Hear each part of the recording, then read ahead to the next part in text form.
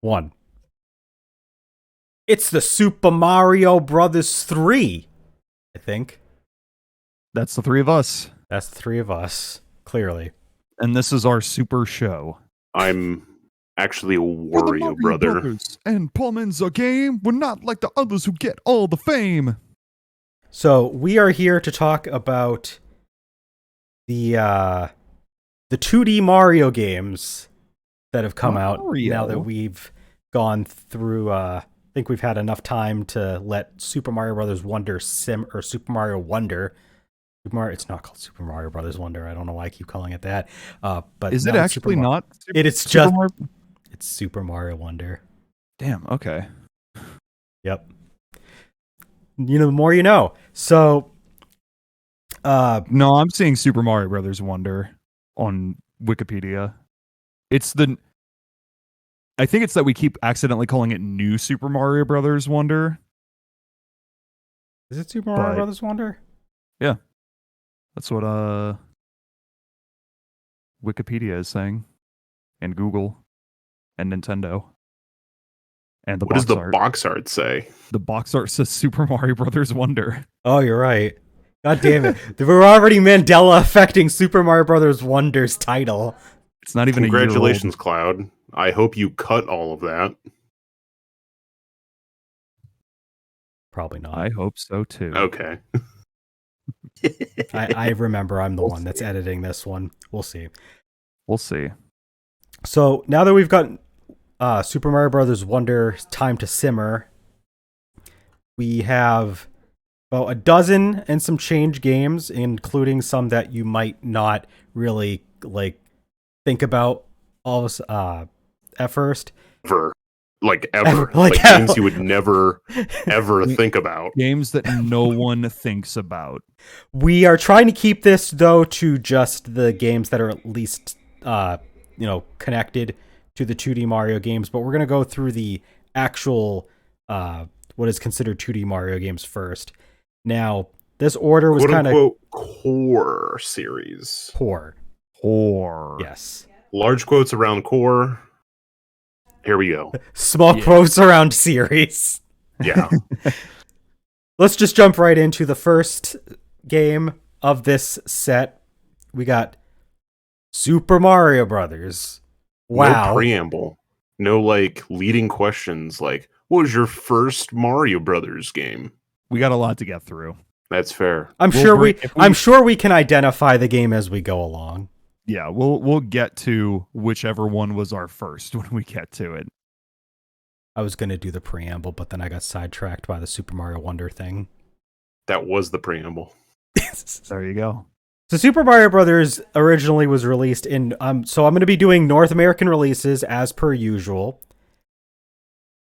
And in this case, October 1985. There's no exact date. In fact, for quite a lot of games that came out back in the NES era, there's kind of a vagueness to the exact date for some of these. It's a soft release as opposed to a hard release. Right. Yeah. It didn't launch all across the country. It was just kind of across, different regions. Find it when you can find it. Yeah. Find it when you can find it. But it sold 40 million copies on the Famicom/NES, which I'm going to be calling it the NES. It is the Nintendo Entertainment System. I'm not saying that every single time a game comes up that was on the NES. Just fair warning. But to be fair, quite a lot of those were pack-ins because Super Mario Brothers was packed in with the system for a while. I believe these numbers also include the 2-pack release for Mario Brothers and Duck Hunt. So I believe so. Which is how a lot of people ended up getting this game. And on top of the Mario Brothers and Duck Hunt dual pack, we also had re-releases on the Game Boy Advance, the virtual consoles of the Wii, 3DS, and Wii U. It's also been included as part of the NES Classic Edition, Nintendo Switch Online's NES app. It was also included as part of Super Mario Bros. Deluxe on the Game Boy Color. There was a Game & Watch that included Super Mario Brothers on it. And it was also remade as part of Super Mario Brothers All Stars or Super. Now I'm putting Brothers in the name of something that doesn't have it. Super Mario All Stars. I'm going to fuck up names all night tonight. It's gonna be great. I can't wait. I mean, Landon's sure as hell is excited for it. So Super Mario Brothers, I mean that it's the first of the main Super Mario games. You got all of your core mechanics more or less here already. You got the running, the jumping, the level design. You've got many iconic enemies. You've got Goombas, Koopas, you've got Piranha Plants. You've got Bowser, your main villain. This is actually his first appearance, and he would go on to be Mario's arch nemesis for the rest of time. Don't forget the bane of everyone's existence in this particular game, Hammer Brothers. Oh God, Hammer Brothers. Quite possibly at their worst in this game. I Than agree. in any other game because they're fucking hard to deal with. Yeah. Oh yeah. Super Mario Brothers has 32 main levels. You've got separated into 8 worlds, 4 levels each. There's a castle at the end of each of these worlds. I mean, it's classic stuff. This would basically be the formula for the entire series going forward. There'd be some number of worlds. Amount of levels can vary, here or there, but there's usually some sort of castle or castle equivalent at the end of a world that you then beat the boss, you move on to the next one. I would say the castles and the levels in this game are They exist. They exist. I mean, it was the first game. Yeah. I think it aged. I think at least control wise and like what it gets done, it still aged pretty well. Like I can still pick up and play it. Yeah, I mean, like in the grand scheme of Mario games, it is, I mean, kind of unremarkable, but also it's the first one, so it's allowed to be a little simple. So speaking of which, I wanted to just ask real quick, when was the first time you played this game? Oh boy, I couldn't even tell you, honestly. I definitely know I remember playing Super Mario All-Stars, or this game on Super Mario All-Stars as a kid.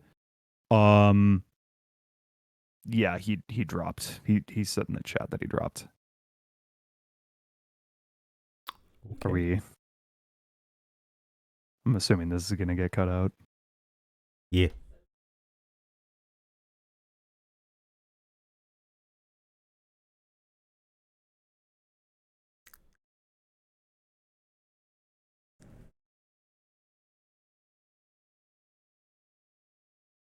Welp. So before we get back to this, I should mention Landon dropped because he's been having internet problems today. And his laptop needed to he needed to restart his router. So yeah. I didn't do anything. I'm back, baby. You didn't do anything, you're back. Nope. I sat here and opened up Twitter. And it eventually just That's how I roll. There you do. There you go. You did something. It just came back like that. Yeah. So there you go. That's the power of procrastination. All right. Well, I did not stop my recording, so neither did I. All right. Badass. So there we go. We'll just jump right back in. So yeah, I want to ask when the first time that you played this game is, because kind of a big game. I don't know if it was your first one. It wasn't I don't know if it was my first one or not. So like, it was not my first one. So like, it was either Super Mario Brothers or it was Super Mario Brothers 3, because it was my uncle. He brought like the NES. He had all 3 of the first games. I know I didn't play 2 first. But I don't remember whether it was the first. It could be this one, but it could also be Super Mario Brothers 3. I wouldn't be surprised. I do have vague memories of playing this game as a child, but literally I could not tell you when I first played it was. It's been so long, and it wasn't a game that I really like played a lot in my childhood. I don't think I would like play through the entire game until like I was probably 13 or 14. Oh yeah, like we're talking about like the first time I played through like the whole thing, just about, that would be like, I was like, it was on the 3DS, so whenever it came out on that, like I'm What serious. about the LP? Oh, you know what? The LP might have come first. So that would be it. Yeah, the LP had to have come first. Which is only slightly, to be honest. So like, yeah. I guess it was like early 2010s either way. Yeah, it was early 2010s either way. But what about you, Landon? If I just freeze here, maybe they'll think I dropped again. No, I genuinely, I didn't even notice you dropped until you said something, because I was just like, oh yeah, Landon hasn't moved in like 5 minutes. Yeah, See, that's just him. I just thought you were just doing that As a bit.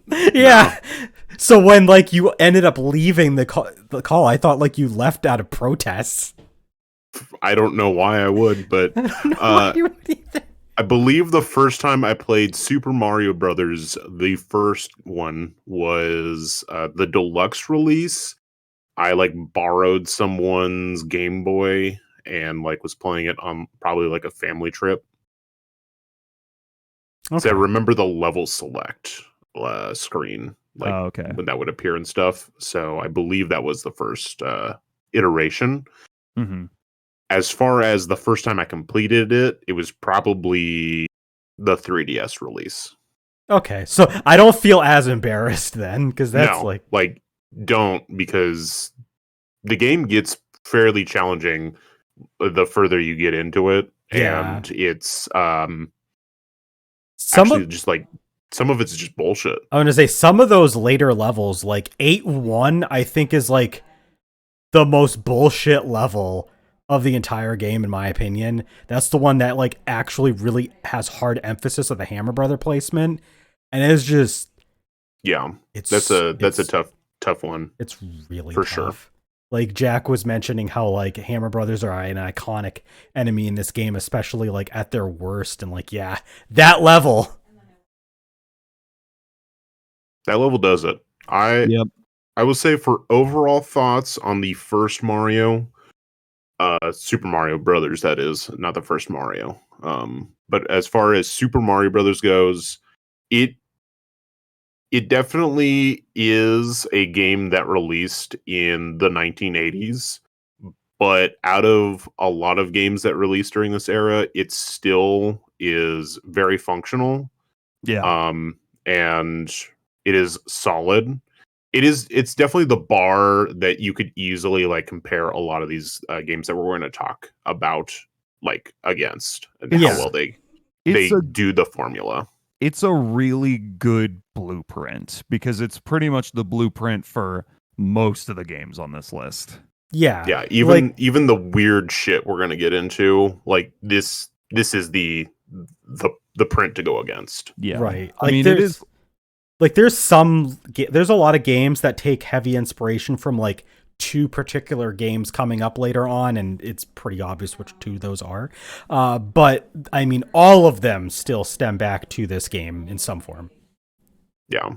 So I would say it's a game that's still like it's very accessible, which is nice, because it is like a game that anyone should be able to pick up and play, which is like, it's nice to always see it around, regardless if you want to play it or not. So, real quick roll call. Did you die to the first Goomba of this game on your first time playing it? Do you remember? I don't remember. I don't remember. I'm sure at some point that I did in my life. I made that mistake. Because I definitely did that in at least either this game or Super Mario Brothers 3 first thing. So that first Goomba is probably one of the enemy with like the most body counts, like the biggest body count of how many players has it killed. It's it's not like some like super extremely powerful super boss from some random game. Like, no, the most lethal enemy in all of gaming is that first Goomba. I will say I played like when I first started college a ROM hack version of Super Mario Brothers 1 where it was with Portal, and I Yeah, always I I remember really that. enjoyed that. Interesting. That's I neat. Yeah, remember, Mario with a portal gun. I think it was called Mario, like, but the O was a Yeah. 0. Yeah. Yeah. No, It was fun. I remember playing that back in the day.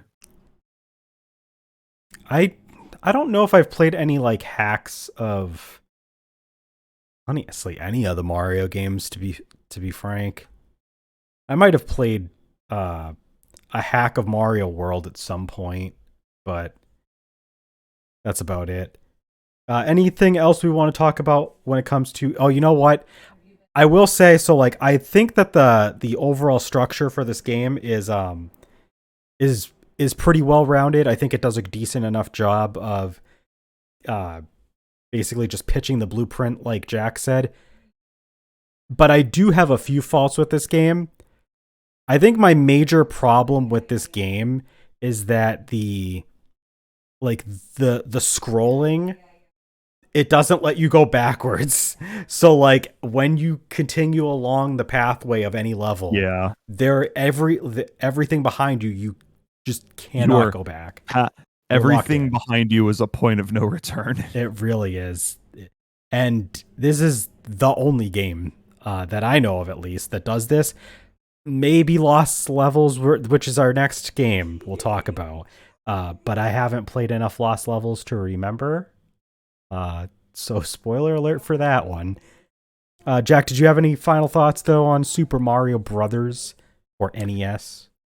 I mean, like, lack of personal experience aside, I mean, it's like it's objectively one of the most influential video games ever made. You could make the argument that it's the most influential video game ever made.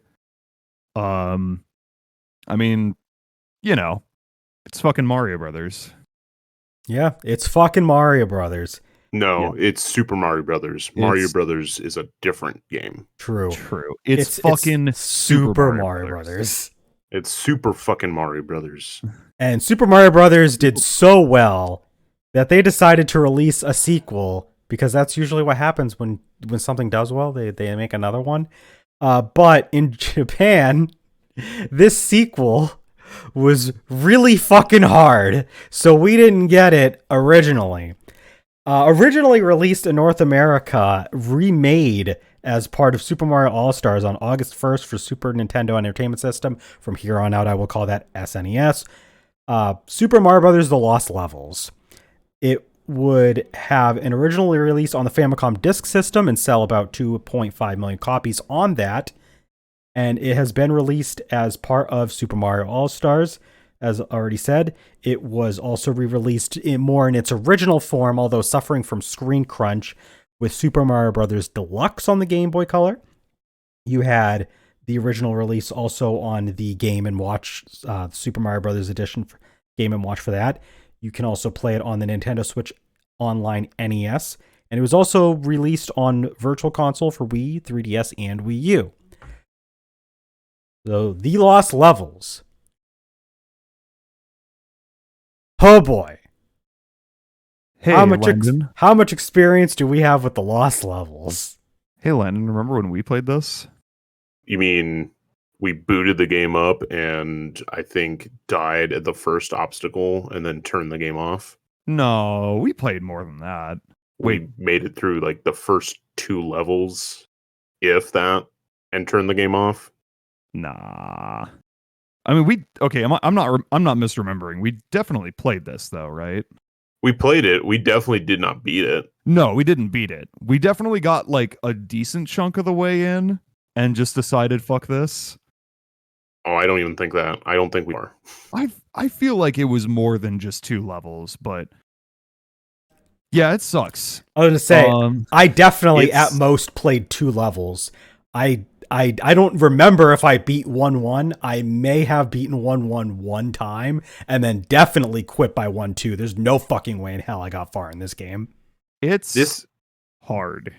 It's not a necessarily bad game, but I'm a baby American and I can't play video games, so they should have just never released this. Yeah, so there's a reason why we didn't get this game. It's balls hard. It is so fucking hard. And also, it was extremely similar to the first game, visually and mechanically. So it was literally just like an expansion pack for the original Super Mario Brothers for all intents and purposes. It does have a lot more levels as well, because you don't have just worlds 1 through 8. You also have worlds 9, A, B, C, D, I think, and E. Yeah, fuck that. No, and no those are all 4 levels each. All of them. Yep. No, thank you. That's a lot of levels for an NES game. And that's a lot of brutally fucking hard levels. I will never play that game to the extent of getting very far as long as I live. So, but let's say one cool thing about the game real quick before we move on. It gave us the poison mushroom. Wow, cool. And by cool, I mean it's fucking bullshit. What kind of game? Who thinks of, hey, when the player does something, let's reward them by killing them? You know? It really is the original Kaizo. Oh yeah, for sure. Like, the reason why people make bullshit ass Mario levels, ROM hacks and shit is because this game literally just exists and it was officially released by Nintendo. They were like, here you go. So let's just move past this traumatic experience that we call the Lost Levels, and we're going to talk about Super Mario Brothers 2, baby! We already did that. We literally just talked about Super Mario Brothers 2. What are you talking about? We're talking about Super Mario Brothers 2 USA. Oh, baby edition. Got it. So this originally was not a Super Mario Brothers game. I'm just going to get this out of the way. It's the same shit that like every content creator on YouTube says. It was originally called Doki Doki Panic, and they basically copied that game, put it in the Mario universe, and like kind of retooled it for the Mario universe, put Mario and the gang in the game, and then they added a few things here and there, called it a day. But it's the same game. So mechanically speaking, it's quite different. But let's just go over the cliff notes real quick. It was originally released in North America around September or October of 1988. Again, soft launch on the NES. Sold 7.5 million copies roughly on the NES. It was re-released on the Virtual Console for the Wii, 3DS, and Wii U. It was included in the NES Classic Edition and the NES Nintendo Switch Online app. And it was also remade as part of Super Mario All-Stars and re-released on the Game Boy Advance as Super Mario Advance. So this game's a little different. You get to play as not only Mario and Luigi, but you can also play as Peach or Princess Toadstool and Toad, and they actually play slightly differently based on who you pick. Some of them are a little faster or slower. Some of them can jump higher or a little bit. Peach has a float. Toad is really good at picking up stuff because in this game, you get to pick up things. You guys like to pick up things? It's more... I have a bad back. I shouldn't be picking up anything. That's okay, because they bend with their knees and not their back. I have bad knees. I shouldn't be picking up anything. Well, with your bad knees, you shouldn't be picking up any girls. But yeah, you get to pick stuff up, you throw it around. There's mechanics of like finding doors, and you can like also like pick up like special items sometimes that like give you power-ups and stuff like that. So it's very weird. It's definitely, I mean, they retconned this game to be like, it was like a dream sequence. So it isn't, so the like plot-wise, it's technically not canon to the Mario timeline, but who cares? It's Super Mario Brothers 2, baby. It has Shy Guys in it. Do you guys remember the first time you played this game? I did play it on the NES. I have never beaten this game. I did a stream. I got to the very last level. I kept dying. I got frustrated and I didn't finish. You refuse to use save states, so I didn't want to. Right. that's on you. I don't like using save states when I'm like showing the gameplay to someone else, because then I feel like a dumbass and an idiot, and like, I don't know. I don't like doing that. Here's my rebuttal. Fuck that. Just use save states. God invented save states for bullshit games. Honestly, I used to be of the opinion that save states were like a cheap way to like advance the game when you're not good enough. But I'm at the point where I'm like, I'm an adult. I got other shit to do. It's either save states or I quit the game. That's fair. Yeah. Like I think save states are valid, and Yeah. I don't shun people who use them as long as you're not like abusing them. But you know, some instances, even then, it's like if you're playing a game and it has save states, then you're playing by yourself. So at the end of the day, as long as you feel fine with it, does it really matter? Yeah. So that's my philosophy. I actually been using save states a little bit more frequently. There's like a save state feature for something I'll talk about later if we have time after the end of this podcast. So yeah, Landon, any experience? Do you remember your first experience or so with Super Mario Brothers 2, baby? It was probably the Wii Virtual Console release, if I remember correctly. Oh yeah, that would check I out. played a bit of it. I believe that was it for me as well. Yeah, it's fun for what it is. Yeah. It's different, which is fine, but it's not a bad game. No, I mean, it's not one that I go back to very much. And honestly, one thing that this game introduced that I think not enough 2D Mario games do, it introduced multiple playable characters with different like physical attributes to them. Like they all play slightly differently. And that's something that like not enough 2D Mario games do. Like even the ones that have multiple characters to choose from, they all play the same. So it doesn't really like, you know, it's For the most part, yeah. So, I mean, you'll like, usually still have Luigi at least retain a flutter jump, but that's about it. You might see like, but Yeah, I think the only time they really emphasized the differences was in it's not a 2D game. We're not going to be talking about it. It's a Super Mario 3D World. 3D World was definitely like the biggest, like, these characters are all actually kind of different. Yeah. So, And that's been it. I'm Otherwise, actually you have, kind of like, yeah. like Nabbit, who is like just invincible. Yeah, or you have true. like It's in Wonder, the Yoshis play different from like the core cast. right. So like Mhm. that's really been But I feel it's- like it. Yeah, but it's less to like differentiate them and have like a niche. It's more to like adjust difficulty. So like the intention of how they do it is different.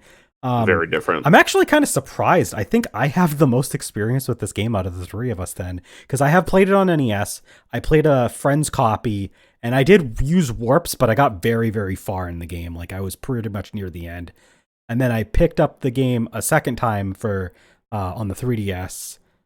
And then I picked up the remake a second time recently to do the stream. So like I've played it 4 times. In conclusion, game of the year, Super Mario Brothers 2. Right. Every year. Thank you, Donkey. Let's move on to the next You're game. welcome. I can't believe we got Video Game Donkey on the Gaming Stooges Talks podcast. Hey guys, it's me, Video Game Donkey, spaghetti and meatballs and all that. Yep, that's his catchphrase. Spaghetti and meatballs and all that. So we got Super Mario Brothers 3 is the next game we're going to talk about. It was originally released in North America on February 12th, 1990 for NES and sold 18 million copies. It's quite a lot of copies, especially considering this came out mega fucking late in the NES's lifespan. It was re-released on the Virtual Console, including it was also included on the NES Classic Edition. When I say Virtual Console, I mean all three. It's been if I don't specifically say going forward, virtual which systems on Virtual Console, just assume I mean all three of them. There's only a few more games this is going to apply to, actually, I think. But it was also NES Classic Edition, Nintendo Switch Online. It was remade as part of Super Mario All-Stars. That was also re-released on Game Boy Advance as Super Mario Advance 4. And not only was that on the Game Boy Advance, that was also re-released on the Wii U Virtual Console and the Nintendo Switch Online GBA app, Game Boy Advance app. That comes with the expansion pass, so that's not the base Nintendo Switch Online. But I digress. Interestingly, those two re-releases actually include the e-reader levels, which is pretty cool. The remake of this game had e-reader levels, and you want to boot up a version that has like the complete package, you can go and play it on the expansion pass Nintendo Switch Online app right now if you want to. It's true. But yeah, Super Mario Brothers 3. This introduced the idea of an actual like world map that you can kind of interact with. Usually it comes in the form of just like straight pathways that you can move around, and there's usually like some little points of interest on these maps. It depends on the game that we're talking about, but for Super Mario Brothers 3, you had these little mushroom houses where you could go get power-ups. There's a lot of unique power-ups in this game. Mario games usually have some variety of power-ups. Some games have less, some games have more. Mario Brothers 3 has a lot. Like, we got to go over them real quick. You had your Super Mushroom, Fire Flower, Star from, the first couple games. But you also had the Super Leaf, which turns you into Raccoon Mario, and the similar Tanuki suit, which turns you into Tanuki Mario. They're both roughly the same, but you have the ability to turn into a statue for one of them. And both of them have the ability to fly for a short time if you build up a running start. Because Mario games, you usually can reach some sort of max speed where you control a little bit differently. You kind of like glide around if you can platform well that way. Well, in Mario 3, they built off of that, and they have like a P meter, which represents your speed. P. It's the piss meter. And it controls your ability to fly when you're one of the applicable power-ups that can do that. Speaking of fly, you've got the P-Wing, which just grants you infinite P. That sounds really weird, but that's really how it works. You get infinite piss. You get infinite P, so you can fly as much as you want. There's the Hammer Brothers suit, or the Hammer suit, so you can chuck hammers. You get like a little shell that if you duck, you can like deflect, project some certain attack, mostly projectile-based stuff that happens. You've also got the Frog suit, so you can swim better in underwater levels or in water levels, but you also hop around and cannot build up P speed. You can't build up P. No P when you're a frog. No pissing. Frogs piss through their skin, so it makes sense. Yeah, sure. I think that every time he takes a hop, he pisses a little. Yeah, he has to piss in order to hop. I think that covers the power-ups that you can do in the levels, but there's also items that you can use on the world map that you can also stock. You've got a warp whistle that can be used to whisk you away to the warp world, which lets you just jump ahead in the game. There's a couple different paths you can end up on, so you can, depending on what world you're in, you can skip to different worlds that way. There's also, I think, Locky 2 Cloud that basically lets you skip over a level, and if you can beat the level that you skip to, then basically you don't even have to go back and do that other level. You can just fucking skip it. And there's also like a jukebox that you can get that can turn enemies that are on the map to sleep, because there's some like little like basically like battle stages that are like quick stages that you have to dispatch a specific enemy, usually some form of brothers enemy, like Hammer Brothers or Fireball Brothers or stuff like that. So you got a variety of stuff that this game has. There's a bunch of other little things like the the little mini game with the cards, so you can like do the matching and you can get all these power ups and bonuses. There's like a little slot reel, so you could try to line up a picture based on 3 segments and get a bunch of extra lives that way. And these things are like in like so many different games in some form. So just lots and lots of shit introduced in Super Mario Bros. 3.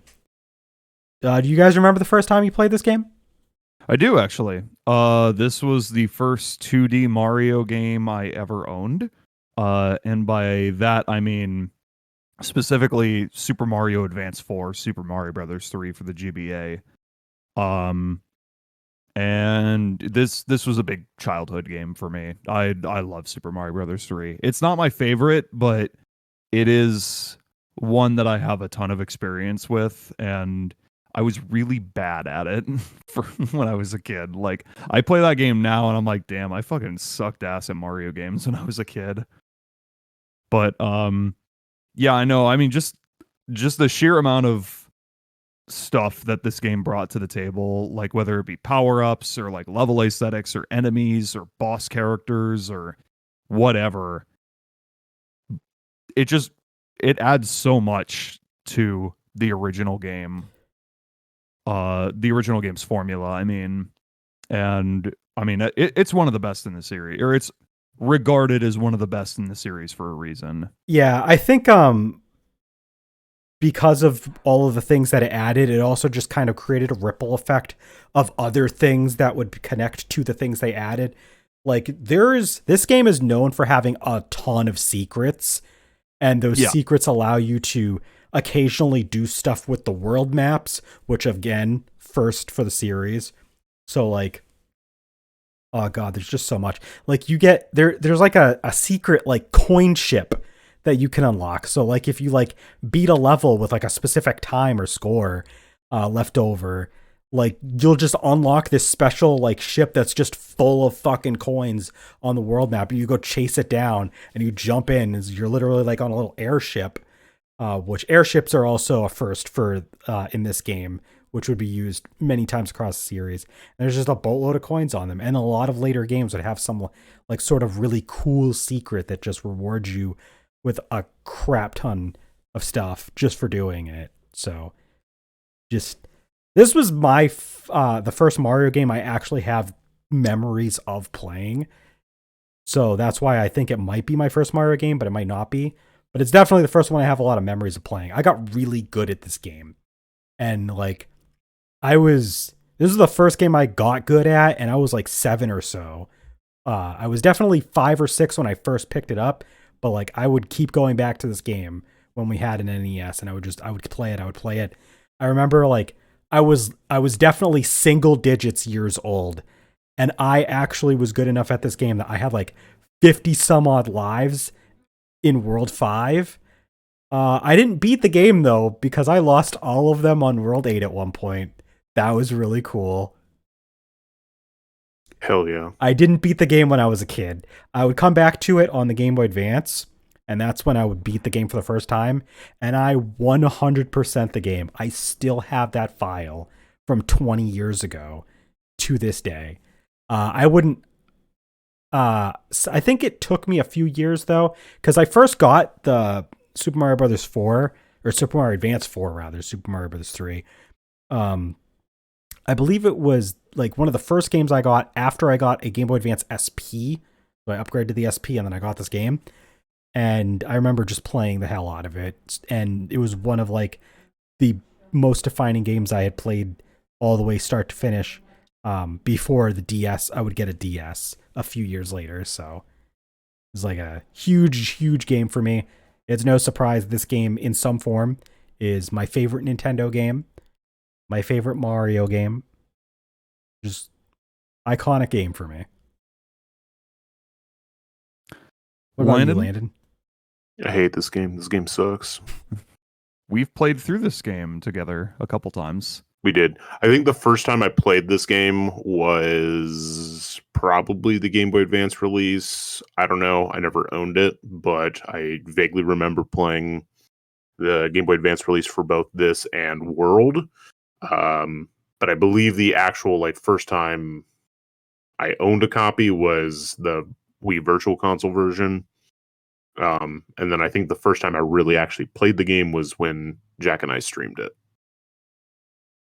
Okay. It's aggressively fine, whatever. Landon's feelings on like on 2D Mario games is gonna line up similar to how he feels about like Sonic games, where like he thinks that the ones that like most people like tout as like the best ones ever are like fine, but the handheld underrated titles are gonna be his favorites. Just you wait. Speaking of which, we got one more title before we get to some of those. So let's get through this next one really quick. We got Super Mario World. This one was originally released in North America on August 18th, 1991 for the SNES, Super Nintendo. It was... Question: are we talking about World first? Because you have Land on the list, or Landon has Land on the list before World. Yes. He swapped it. Okay. Yes, we did. I forgot to mention, we talked about like the ordering after he posted that, and there's a couple that we switch around for reasons. Okay. But Super Mario World sold 20.5 million units roughly on the SNES. It was also, I believe, that was a launch title for the Super Nintendo. So, I mean, iconic title, re-released as part of Super Mario All-Stars and Super Mario World. You had Super Mario All-Stars that came out after Super Mario World, and then they would re-release Super Mario All-Stars like the following year with Super Mario World included, which was pretty cool. It was on Virtual Console, but for the 3DS, it was only for the new 3DS units, because only the new 3DS units have access to Super Nintendo games. It was also on the SNES Classic. You can play it on Nintendo Switch Online SNES. It actually has what is called an SP release of the Super Nintendo original, which is interesting. Super piss. And it was also released on Game Boy Advance as Super Mario Advance 2, and that was also re-released on the Wii U Virtual Console and the Game Boy Advance Nintendo Switch Online. So, you have a lot of ways to play this fucking game. Probably one of the most hacked games of all time. It's either this or Pokemon Fire Red. But It really is. It really is like, name a game with more ROM hacks. I can't think of one. Besides Pokemon Fire Red. Besides Pokemon Fire Red. But like, those are the two. It really is, yeah. Super Mario World, though, is super iconic. It is the first game in the series to have a... So how Super Mario 3 had its worlds, they were separate world maps that were not connected to each other. There was just a separate world map for each world. Super Mario World was actually the first game to like have a cohesive world map that's like tied together with everything. And not as many Mario games would do this in the future, but there's still a few that do that go this route. And you also have iconic introductions for this franchise, such as Yoshi and the feather that gives you the cape power up. You can also blow up into a balloon for like a couple of levels. And one of those levels is one of the hardest levels in the entire game. Yep. And there's also the introduction of the Boo houses. So like the spooky house level, like it's basically like a cornerstone that's added in like a bunch of Mario games going forward. This is the first game to do that sort of thing. Oh my god, I had something else off the top of my head that was like a big like first for the series with this game that I'm trying to remember, and it already left my thought process. Oh well. I'm sure it'll come up in the conversation. Yeah, first time playing this game. You guys remember the first time you played Mario World? Was it Super Mario Advance 2? Super Mario Advance 2. Yeah, I owned that at a certain point. I got it after Mario Advance 4, but I did own that as a child as well. And so not as early, but like this was also a childhood game for me, and this one is my favorite 2D Mario game. Um I love it. I think I mean we can get into I don't know if you wanted to talk about more of the details of this game, but like No, go ahead. I don't know. Jump in. I love everything about this game. I think the world map is really sick. How it all like ties together like seamlessly. How it's fucking shaped like the United States or not the United States, but just the entire world for some reason. Just like if you like zoom out and like look at all the worlds in this game, it's just a map of the world basically. Um, it's it's got a ton of like great levels. I love all of the worlds. There's some like really interesting level design choices that they go for in this one, like some very like I don't want to say non-linear, but like some of the worlds can be pretty non-linear. I mean, like you played today, Cloud, the fucking Forest of Illusion, where Yeah. you kind of have to go through an alternate exit in order to find the path out of the world. And like I can understand that being like frustrating for someone playing it for the first time, but like I think it's a really neat idea, especially given like the gimmick of the world being just like illusion and you know, it's meant to fuck with you. Um I like how all the worlds are named after foods for some reason. Oh yeah. I don't know why, but it just adds to the charm. You got a bunch of crazy different enemies. You got dinosaurs and shit. I mean, like you said, Yoshi is introduced in this game. The spin jump. That's what I was thinking spin about. Jump. That's true. That's the thing that you can Like, do. A huge addition to this game, And honestly. I was gonna say they make heavy use of it in this game. Yeah, for sure.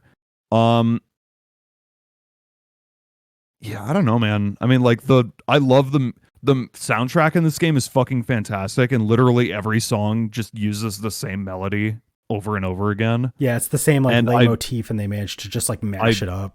I love it because it's literally the same song, but they just remix it depending on the mood or the situation, and it's amazing. I don't know. I love this game.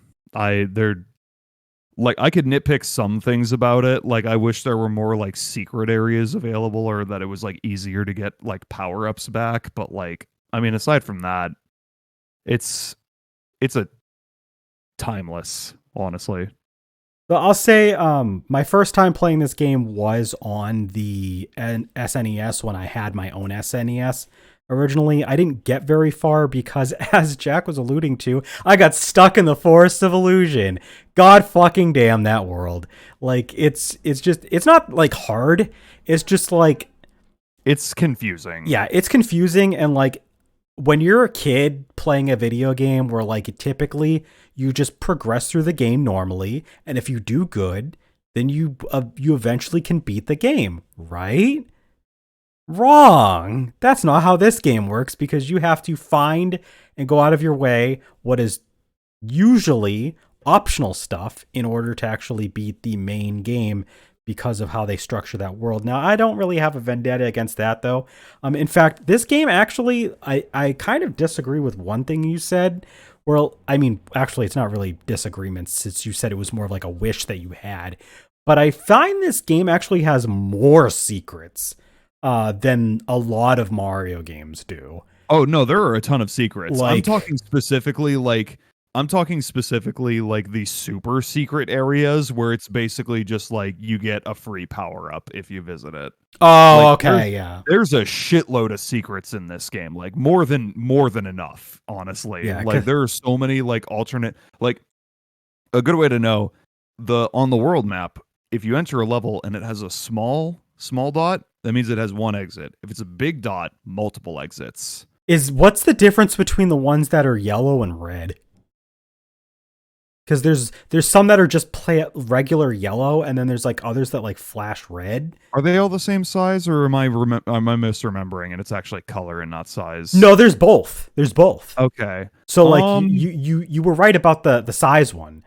Yeah, off the top of my head, I don't remember. It's honestly, I think the last time I played this game was when Landon and I played it together. So it's been a little bit. So I do not exactly remember, if I'm being honest. Like this game has a lot of weird intricacies. There's like so many like crazy details in this game that they just like don't tell you about. It's just like, hey, go here, figure it out, have fun. Landon, do you remember the first time that you played this game? I think, like I said, for Super Mario Bros. 3, it was the Game Boy Advance release. I like played a bit of it on that. And then it was, once again, probably the Wii Virtual Console was like the first time I'd actually like really played the game and got any amount in past like World 1. Oh wow. I'll say I find it interesting the early games.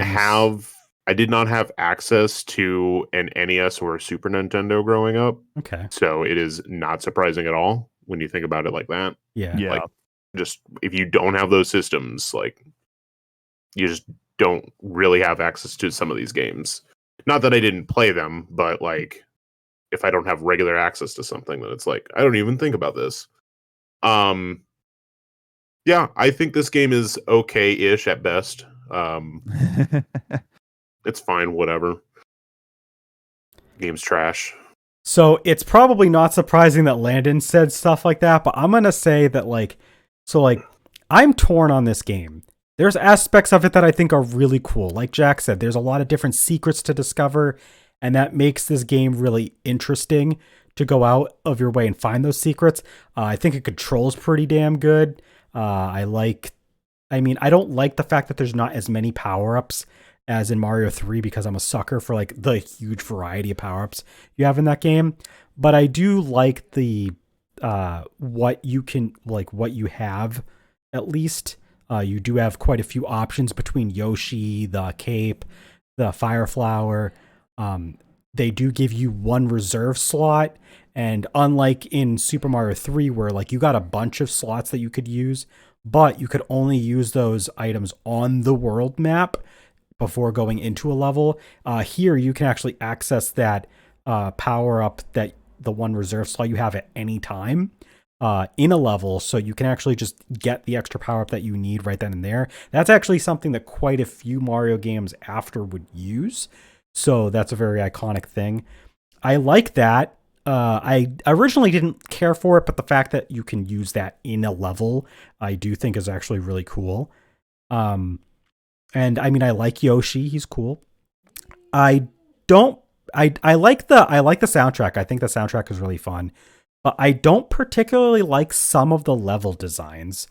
I do find this game quite hard, and I don't mind that, but there's just some like really, really tricky, and like it's no wonder that people hacked this game and like did what they call Kaizo and just like take the difficulty and just like shoot it into the stratosphere, just fucking jettison the difficulty into the sun and just like make these balls hard levels, because they have so many weird design levels in the base game as it is, and there's so many different weird things going on. Like there's so many levels that like have a unique gimmick that just never happens again in the rest of the game. Or if they do use it, that's so heavily remixed that like you can't even tell it's the same level. I think that's one of this game's strengths, but it's not something I particularly like with the execution. So like, I don't know, man. Like this game's good, but it's also just super frustrating to me because it doesn't have like, there's something I like in platformers where like the game kind of conditions you into how it wants to function and how it wants to like present itself to you. And I feel like Super Mario World, for better or worse, will just kind of throw that expectation out the window. Like you have the controls and that's about it. Like when it comes to like level design, it's unconventional. It holds up really well, but I don't like it sometimes. I'll say that much. So that's my feelings on Super Mario World. Probably pretty controversial. But that's just how I mean, I'm the only one of the three of us that is really singing its praises to the degree that I am. So, not that controversial, at least among the three of us. Yeah, at least among the three of us. But I think the wider community usually like sings the praises of Super Mario World to a very high degree. They're more in line with you than I think they are with me or Landon, to be fair. So I love this game. yeah. Did you want to give any last words of defense for this game before we move on, Jack? I've said what I needed. You said what you needed? Okay. So there's 2 games that came out for the Game Boy. Mario being a successful franchise, they had to put it on their portable system so that you could have some, successful and tried and true games on there. And the first one of those would be called Super Mario Land. And it was launched at the launch of the Game Boy. So you had, in North America, this was July 31st, 1989. And it sold over 18 million units on the Game Boy, roughly the same amount as Super Mario 3 did on the NES. It was also re-released on the Virtual Console for the 3DS, and you can also play it on the Nintendo Switch Online Game Boy app. So this one didn't get a whole lot of re-releases. Landon played this game for the channel. Did I? Yes. I don't believe you. I have proof. You played both Super Mario Land games. Huh. I don't remember any of that. You can go on youtube.com/GamingStooges and watch our Let's Play. Oh, okay. Then I will believe that. I guess this is where I talk about the game. Yeah, go ahead. Okay. I think Super Mario Land, I personally am more willing to play Super Mario Land 1 than I am World or 3 because it is shorter and easier. And I'm a baby American. I like that you're committing to the bit tonight. you really called it, Cloud. Told you. I mean, so what was the first time you guys played Super Mario Land? Do you remember? This isn't one that the Game Boy, the original Game Boy was before my time, so I wouldn't play this one until like probably 3DS Virtual Console, if I had to guess. I don't know. It took me a while before I touched this one, honestly. I actually had this game on the Game Boy. Because I had a Game Boy Color, so I had a bunch of games for that were both just Game Boy games. There were some that were just Game Boy Color.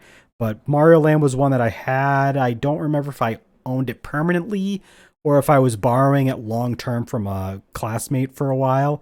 Or I might have done a trade for it, to be honest. But I do remember playing it way back. I didn't get too far, although this game is, as Landon said, it's very short.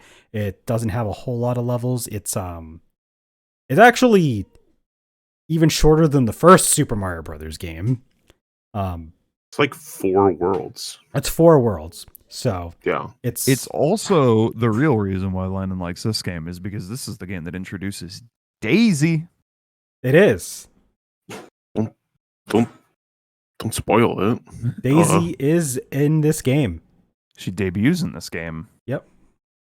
Even if she looks nothing like what she does now because Game Boy limitations. Also, I like how because of the limitations of the hardware and because they didn't know how to make like really nice sprites until later on in the system's lifespan, instead of having the fire power up in this game, you got to shoot balls.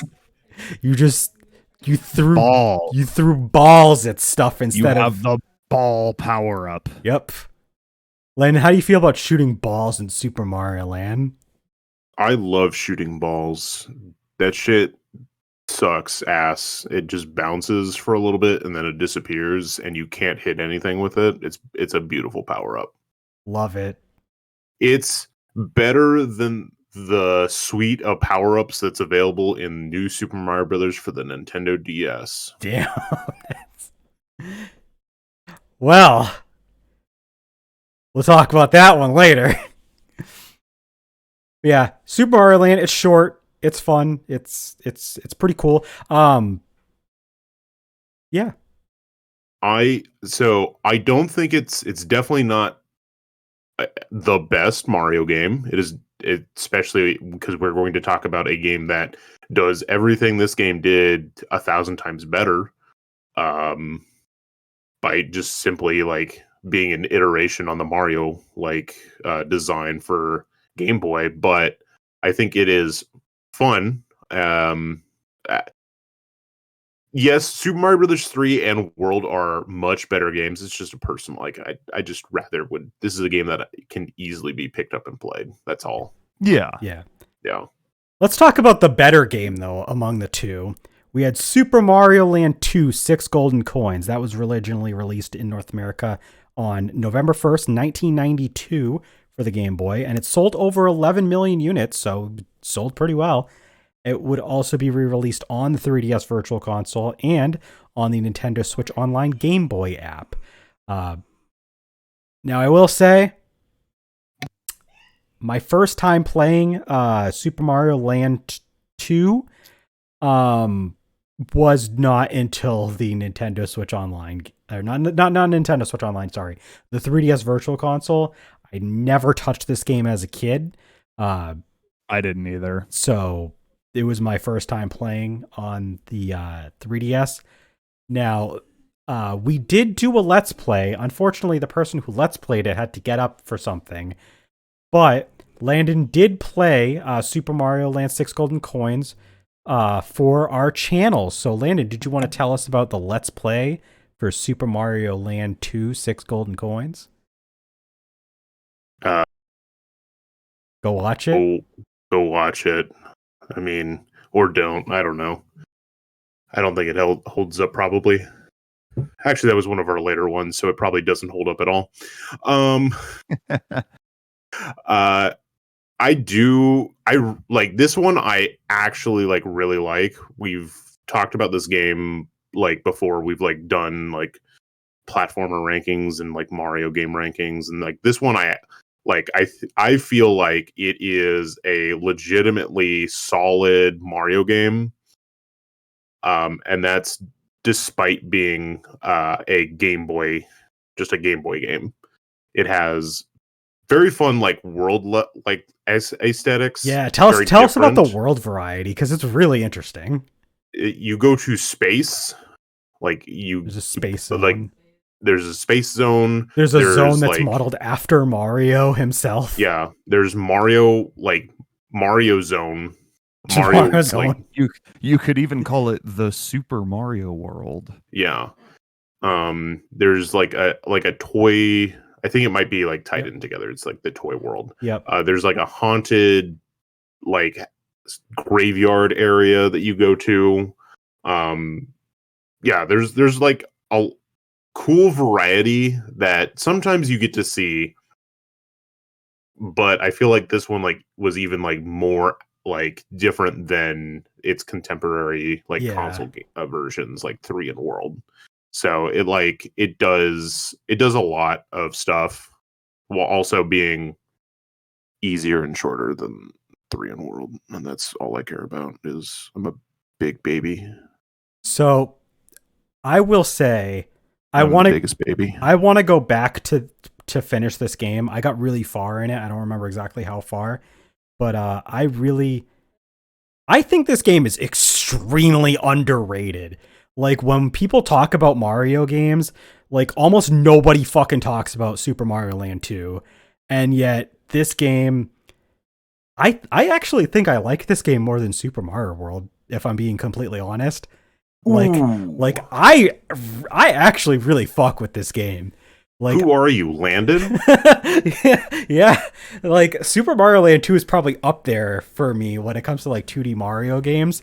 Like, it's not as high. It might not be as high as where Landon might put it, but like, I think this game is super underrated. I think the level design is really good. I think that they like mastered the fact that they're working with a small screen and limited color palette, and they managed to just make one of the best games for what it was on.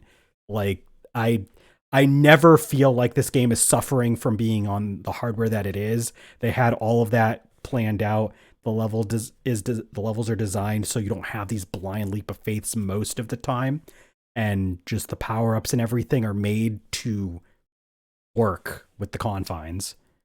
See, and that's sort of like Mario Land was, can we take Super Mario Brothers and put it on the Game Boy? That's really just what it is. It's not the same game. It is not Super Mario Brothers. It is a separate game with different like level design and everything. Right. But it's just them being like, yes, we can put Mario on the Game Boy. Right. And cool. This is, can we make a Game Boy Mario game? And which is a different question. Yes, different question. Can we put Mario on the Game Boy, or can we make a Game Boy Mario game? Yeah, and this definitely, like, yes, they can, and it was great. It was great. So I legitimately enjoy this game a lot. Yeah. So if you haven't played if you haven't played Super Mario Land 2 6 Golden Coins and you like Mario, you should do yourself a favor and do it. It's great. Jack, it's very short. It's Jack, not nearly as short as Land 1, but it's. Yeah. I think for a Game Boy game, there's a healthy amount of content, though. Oh yeah, there's a healthy amount of there's quite a few levels in every zone, and there's quite a few zones. So and there's some secrets and stuff in it. It's not secret heavy like 3 and World are, but it's got a few things here and there. It's got some stuff to it. Yeah. It's fun. So yeah, and Wario's in it. Wario is in it. This is his debut. Now here's where I enter. There's where you enter. My boy Wario was introduced in this game. I'm pretty sure you were about to ask me what my experiences were with this game. Yeah. Nope. We were gonna move on. You can if you want, honestly. No, go ahead. I was gonna say I don't really have much to say. It's a good game. It is a really good game. I just haven't played it a ton. I have played through it one time, I think, via Virtual Console. So that's about it. Well, pull out your 3DS and play it for the rest of this podcast. Okay. I don't have my 3DS on me, actually. What the fuck is... mine's in the other room, too. Actually, my 3DS is over there, so I'd have to... Ooh. That's Go ahead. too far. In fact... No, I'll pull out my DS and play Professor Layton in the Curious Village instead. Okay. Well, let's talk about one more game before we do a quick break, because this is a pretty good transition game. We wouldn't get another core 2D Mario title for almost a decade and a half. Like, it was 14 years. Literally, Super Mario Land 2 6 Golden Coins was the last core 2D Mario game, although more on that later. We'll get to it.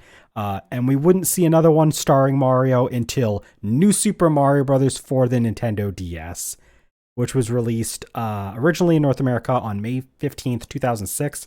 This game was heavily advertised alongside the new released Nintendo DS Lite models. It would sell 30.8 million units on the console, and it would see a re-release on the Wii U Virtual Console because the Wii U Virtual Console had DS games. Yes, so New Super Mario Brothers. First impressions with the game. When did you first play? This guy, man with the hat in the audience. Yeah, he's holding his hand up. Hi. I bought this game on launch day. Okay. I think it was launch day anyway. It was really, really close to release because I do remember it was definitely May of 2006 when I bought it.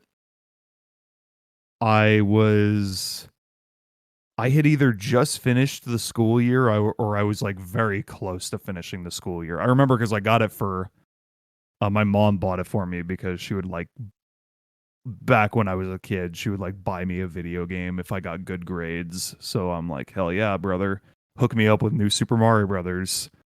And that was pretty much the game I played that summer. It was good. I remember liking it a lot at the time, but with a more like broad example of what makes a good 2D Mario game in retrospect, it's fine. It's a 2D Mario game on the Nintendo DS. It's cool. Cloud, you can talk a little bit more about it if you want to. I was going to say, so my first time playing this game was also not, I mean, so I wouldn't get a DS until the year after this game came out. I got it in 2007, literally just in time for Pokemon to come out, Pokemon Diamond and Pearl. Later that year, I would get New Super Mario Brothers DS, and I would play the hell out of it. I beat the game. I was doing a lot of unlocking of like all of the bonus levels, because there's a bunch of bonus stuff in this game. I don't think quite as much as World, but definitely quite a lot of extra like secret content that you can unlock.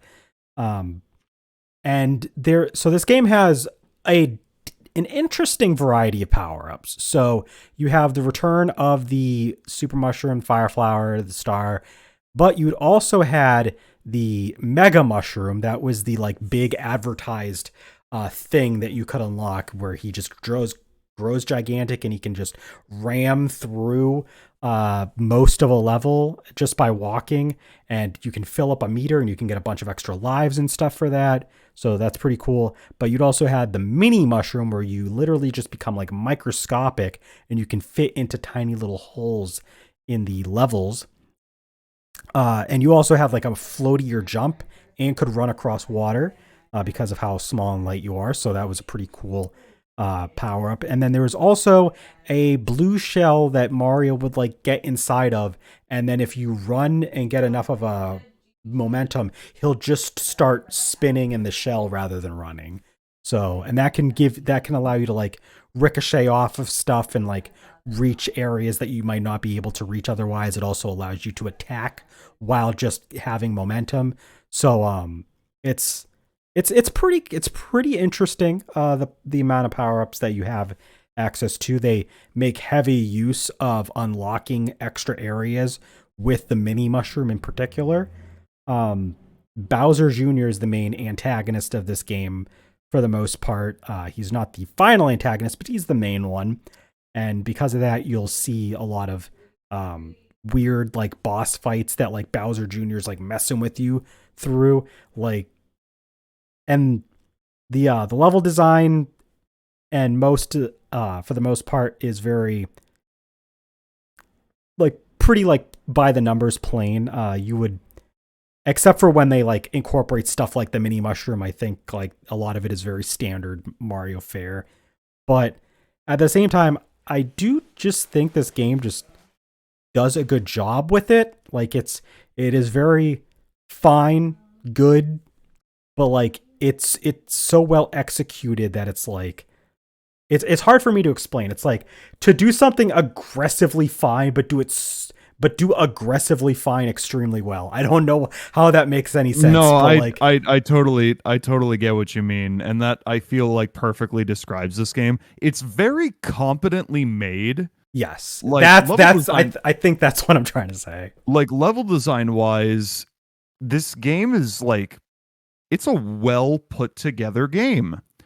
Does it do anything in particular especially well? No, not a single thing. In fact, unlike Super Mario Brothers 3 or Super Mario World, which do have some faults, there are some levels in both of them that are kind of stupid. Like there's memorable things in Mario World and 3. I don't really remember Super Mario, like moments in Super Mario Brothers DS all that well. I mean, I remember liking the levels. Nothing stuck out. I remember the world maps more than I remember the levels themselves. Yeah. Honestly. And I think it's telling that or not, well, I don't know if I would say telling, but like you said, the mega mushroom was like the big thing they were advertising for this game. Like, you know, this is like the big new power up for our big new game, and it's big. Yeah. But it's just kind of an auto win button, and it only shows up like a handful of times throughout the entire game. Like, Yeah. it's no different than the fucking triple deluxe power from Kirby Triple Deluxe. Although that game would come out later, but and I mean, Triple Deluxe would make a slightly heavier use of the Hypernova, at least. oh yeah. Thank you for calling it what it actually is instead of just the Triple Deluxe like I did. But yeah, I don't know. I mean, the coolest thing this game introduced is the Koopa Shell power up, which is actually sick, and I do like it a lot. But I think the best way that I can describe this game, you know how like in Mario sports games, how Mario is always like a jack of all trades but a master of none? Yeah. That's what this game is. Like, it does everything competently, but not exceptionally. Yeah. It's like the epitome of a 6 out of 10 Mario game. Yeah.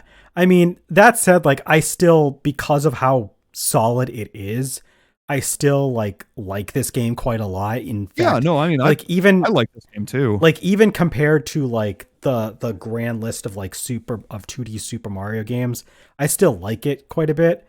It's just, yeah, it's like, it's fine.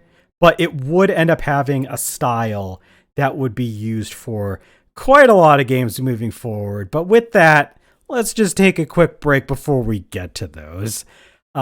So Landon, Jack, if you guys would like to go off and get something, you guys can go ahead and do that. Let's talk about our social media.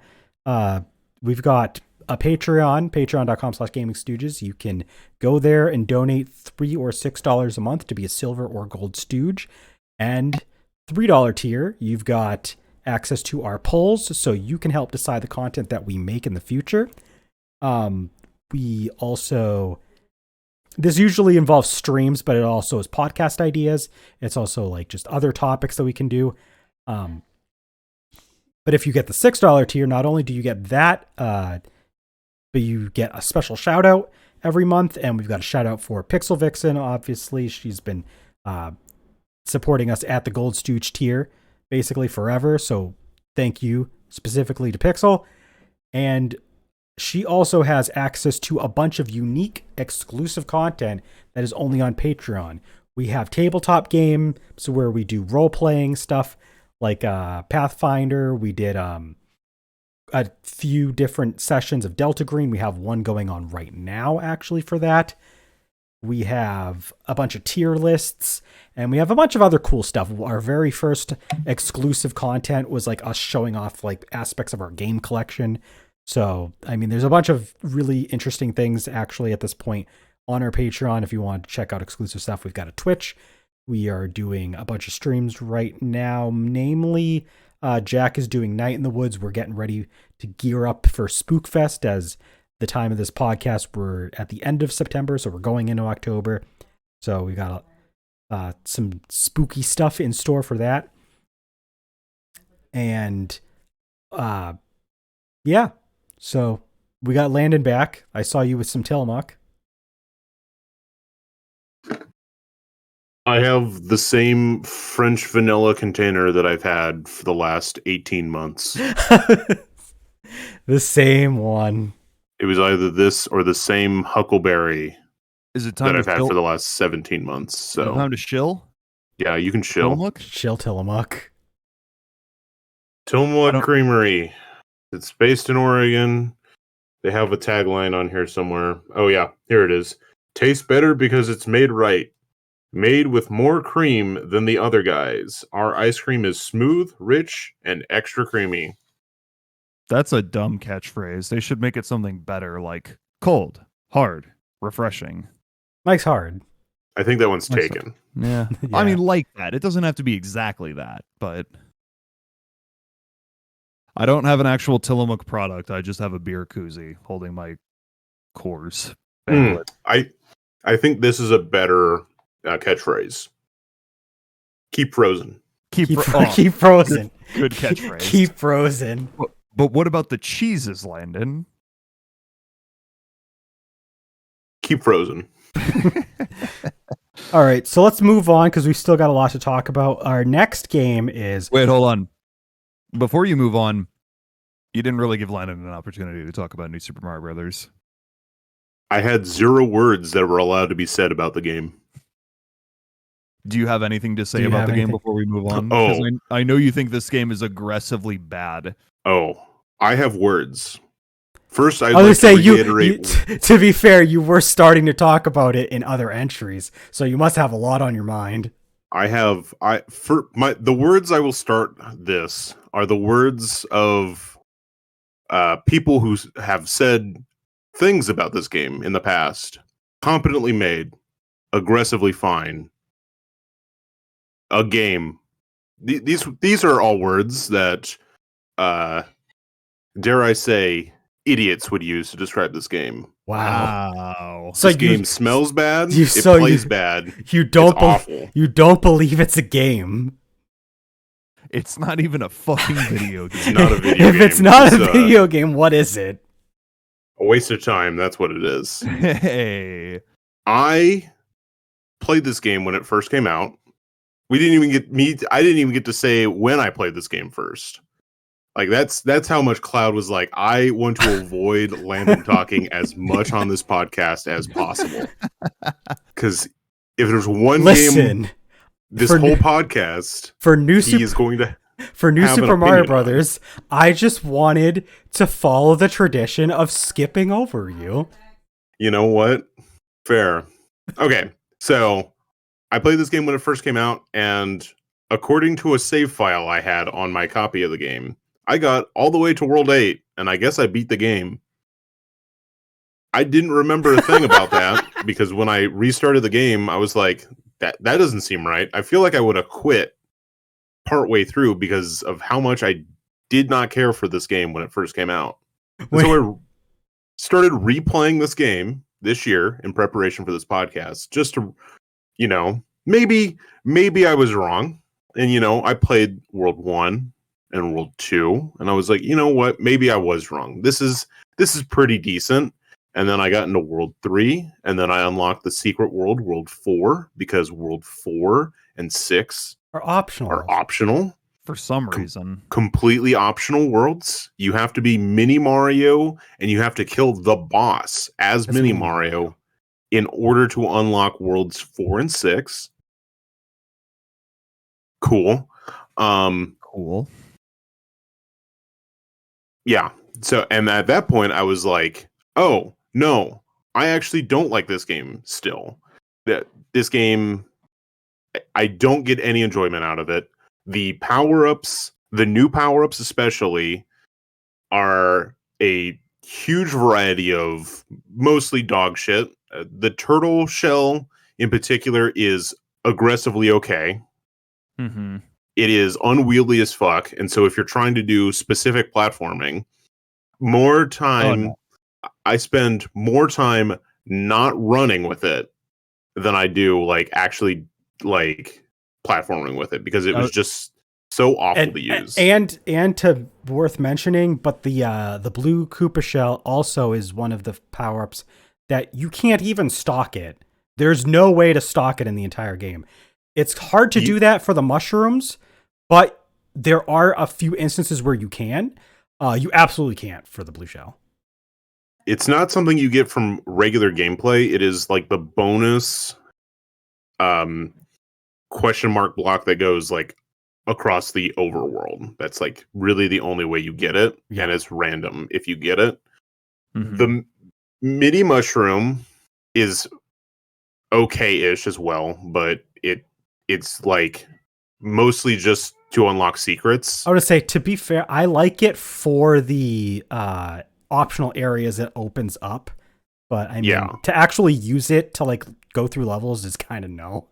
And when you have to beat a boss using it to unlock whole worlds, Yeah, that's fair.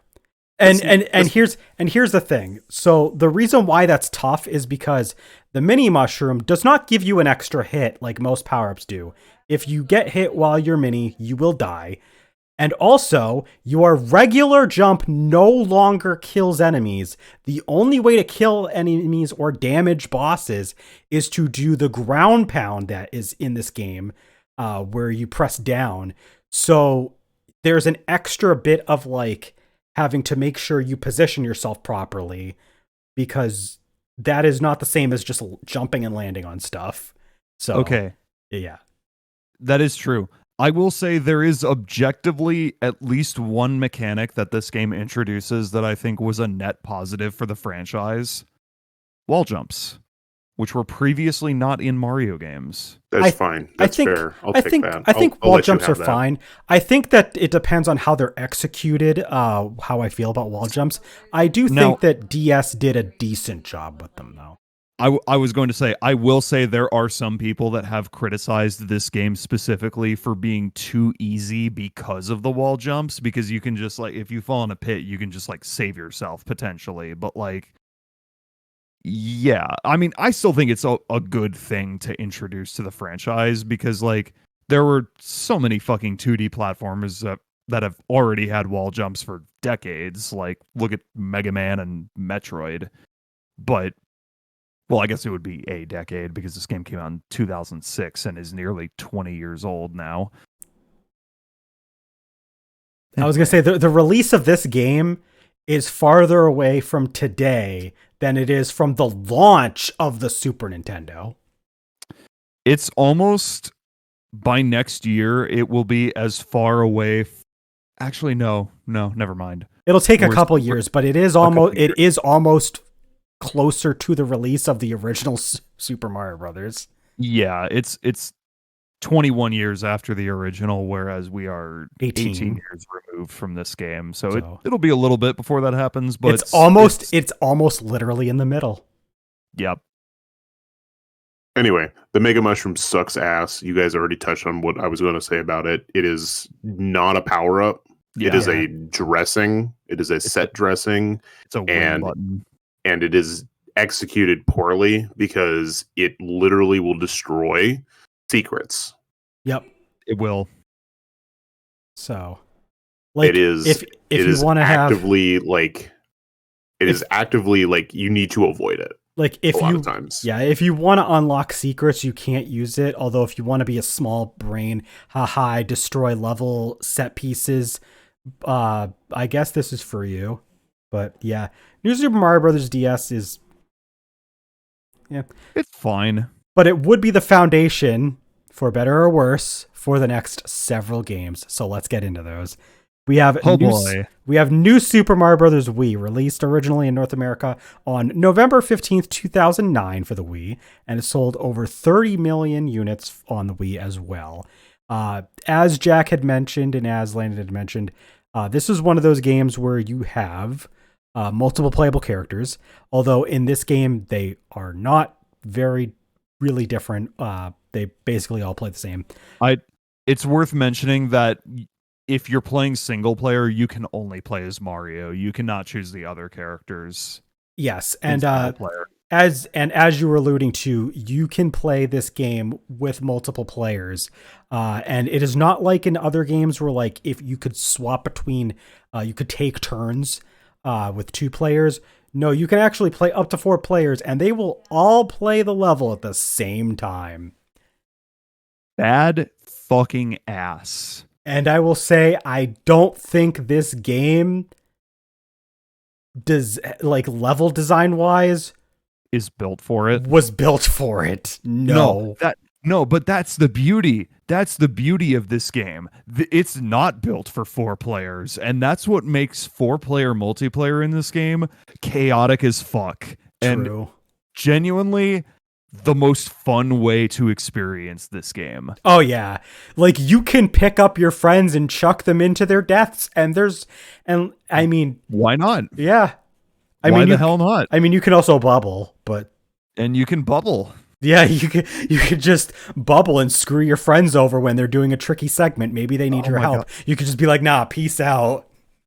Literally, oh my God. Shout out to a let's play that's older than our own channel, the Freelance Astronauts let's playing this game way back in like 2007 or 2008, and they were just like constantly dicking each other over, and like one level in particular where they're like stuck on for a while and they were like this close to beating it, and one of them just bubbles right before the flagpole just to piss them off. It's beautiful. This I'd highly recommend that let's play. Yeah, no. New Super Mario Bros. Wii, definitely the game that like is for its genre can instill the most friendly chaos. What was the first time you guys played this?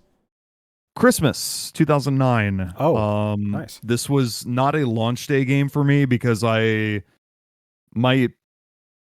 admittedly, my mom has a rule, or had a rule when I was a kid, where if a game came out in like the last 2 months of the year, you had to wait. Like we had to wait until Christmas to get it, because then they wouldn't have any good ideas for Christmas presents. Right. So I waited until Christmas for this one. And I remember this was actually like one of the most anticipated games of the year for me, just because I don't fucking know. It was because it was a new Mario game on the Wii, and that's badass. Now granted, this game is, if you're playing it single player, start to finish, not the most remarkable experience. It's definitely fine. I think overall a better game than the original New Super Mario Brothers. Like, level design, level aesthetics, even though the level aesthetics aren't really that crazy. It's like a pretty standard like grass world, desert world, water world, ice world, sky world, sky world, forest world, mountain world, etc. It's like, it's not bad by any means. I think this game is really fun actually, but I think 4-player co-op is like the optimal way to experience this game, because on its own it's not it's fine. Yeah. Like it's fun, but it's fine. So my first time playing New Super Mario Bros. Wii, I got it as a birthday gift alongside Pokemon Heart Gold, late birthday gift in 2010. So I got it the following year. I did play this multiplayer. I don't think if I ever managed to really play with 4 full people, but I definitely played with one person pretty frequently, and I think a couple of times I did get to play with 2 people.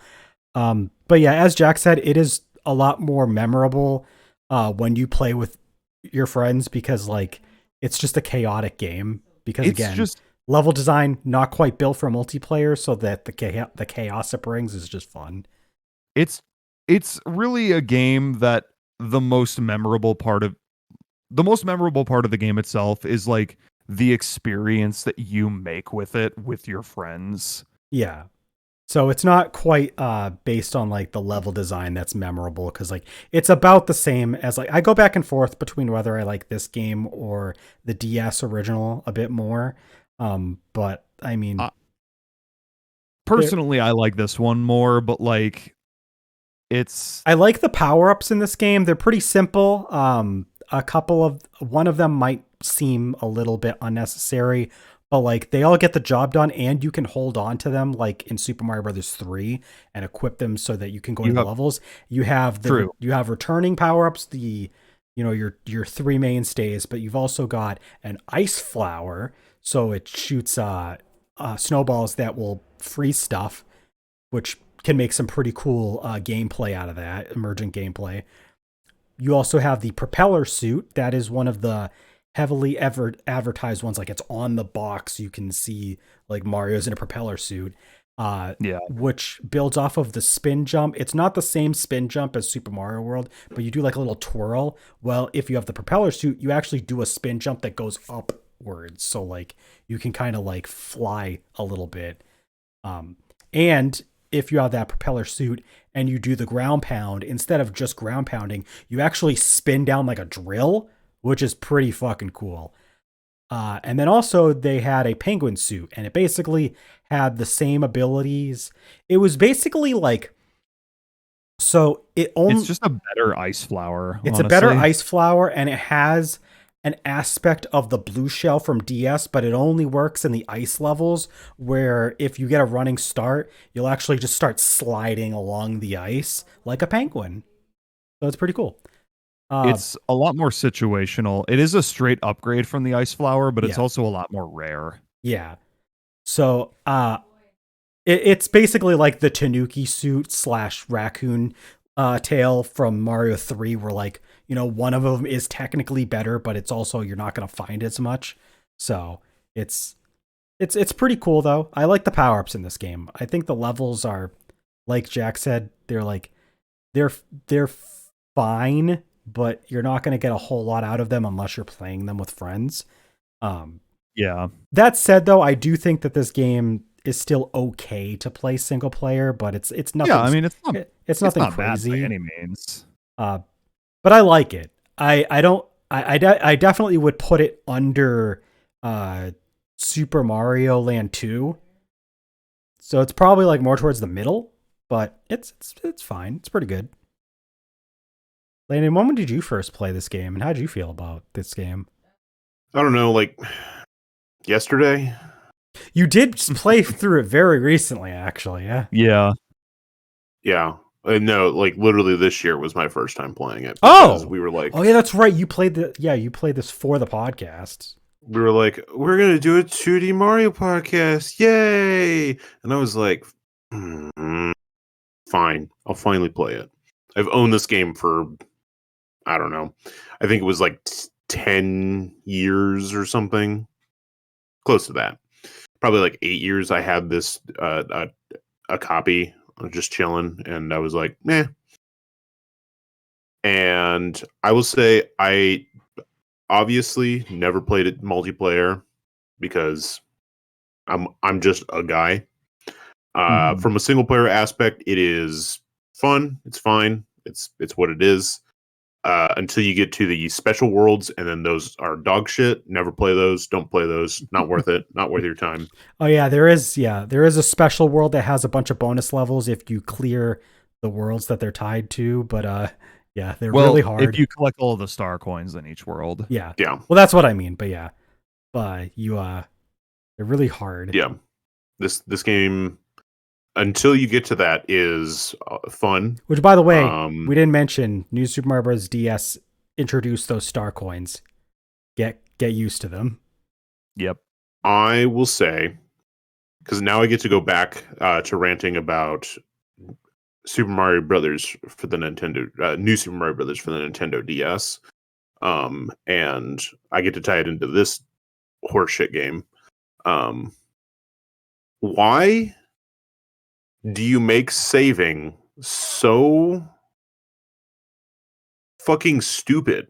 Why is saving so fucking stupid in a console game? Genuine rant. Okay. Yeah. This is all genuine rants. No, I mean, like, I'm agreeing. I'm just saying your rants are all genuine. Yeah. I'm not saying they're not. I'm saying, like, so let me preface nitpick that I have with the fucking New Super Mario Brothers games is that the save system is stupid. Yeah, so let me just preface this before we get into why it's stupid. In a lot of Super Mario Brothers games, and we'll explain. There usually you have in the very first ones there is no save, so you just play through it, but they're short. Super Mario World introduced a save feature where if you get to the castle levels, you beat those, you can actually save your game. And the game's fairly short, so you have usually a small enough time span between points where you'll get those checkpoints to save. And they would use something like this for probably way too long. Way too long. They should have changed this with the New Super Mario Brothers DS. Yeah, should not have had the save system it has. Honestly, yeah, you can in New Super Mario Brothers DS, you can only save after you either beat a mid-world castle, like mini castle, or the end of world castle, or you purchase something using your coins. True. And Yeah. here's the fun part about that is that they did re-release the older Mario games, and they had a save feature that worked after every level if you wanted to in some circumstances. Like for Mario, for Super Mario 2 and Super Mario 3, it's still like based on like the world or castle. But in Super Mario World for the Game Boy Advance, you can just save on any level. And they do the same for the Super Mario All-Stars version of Lost Levels. It saves at the end of every level because that game is so fucking hard. So like they had it so you could just save the game basically a lot more frequently. But like when the new Super Mario Bros. Games came out, they were like, yeah, just fucking chuck that out. Go back to the old way. There's no reason for that. I absolutely hate that. It is Stupid. bullshit. It is. And that's something I hated when I was a kid too. Like even when I was 11 and playing this game or playing New Super Mario Bros. DS for the first time, I recognized that was like, this is stupid. Why can I not just save whenever I want? Yep. And I do agree with Landon. Considering how late these games came out, there's no excuse for it. You should just be able to save after every level. Where as long as you're on the world map, why can't you save? That makes no fucking sense. Especially when we already had like a point of reference for like saving in the 3D games where you can just like save and quit whenever you want. I mean, obviously you can't like save mid level, but like outside of levels you can save and just resume whenever you want. Why not do that for this as well? Who knows? It was So anyway. I mean, maybe it was like some bullshit about authenticity or whatever, but nah. I don't give a shit about that. I don't either. So moving on, the next game we got was New Super Mario Bros. 2 for the Nintendo 3DS that was released originally in North America on August 19th, 2012. It is not the only 2D Mario game to come out in 2012. We'll get there. But it did sell over roughly 13.5 million units for the system. So one of the best selling games on the system. So the big gimmick with this game is that it's all about the gold. It's all about the coins, baby. So most of the power-ups here are returning, especially from Super Mario Brothers, new Super Mario Brothers DS. So you have the Fire Flower, you've got the Mini Mushroom, the Mega Mushroom are back. You have the Super Leaf returning, because they were doing this whole revival with the Super Leaf power-up. It was in Super Mario 3D Land that came out the year before this. And another thing that they added was like an invincibility leaf where like if you suck ass at the game, they'll eventually just let you have a super powerful version of the Super Leaf where you also just can't take damage. So that's cool. But the cool gimmicky power up that they added was the gold flower. So it's like the fire flower, but you're covered in gold and you can throw fireballs that are yellow and they turn things into coins. Okay. Also, there's a block that you can like put your head in and like run and coins pop out. I hate it less than I hate the Mega Mushroom. It is, yeah, it's at least fun and you still have your core gameplay intact. You can engage more with the coin flower or whatever the fuck it is than the Mega Mushroom. Yeah, that's fair. Like you actually and you can unlock secrets with that. So like from that aspect, it's fine. Is it a good power up? It's maybe if they remove the fire flower.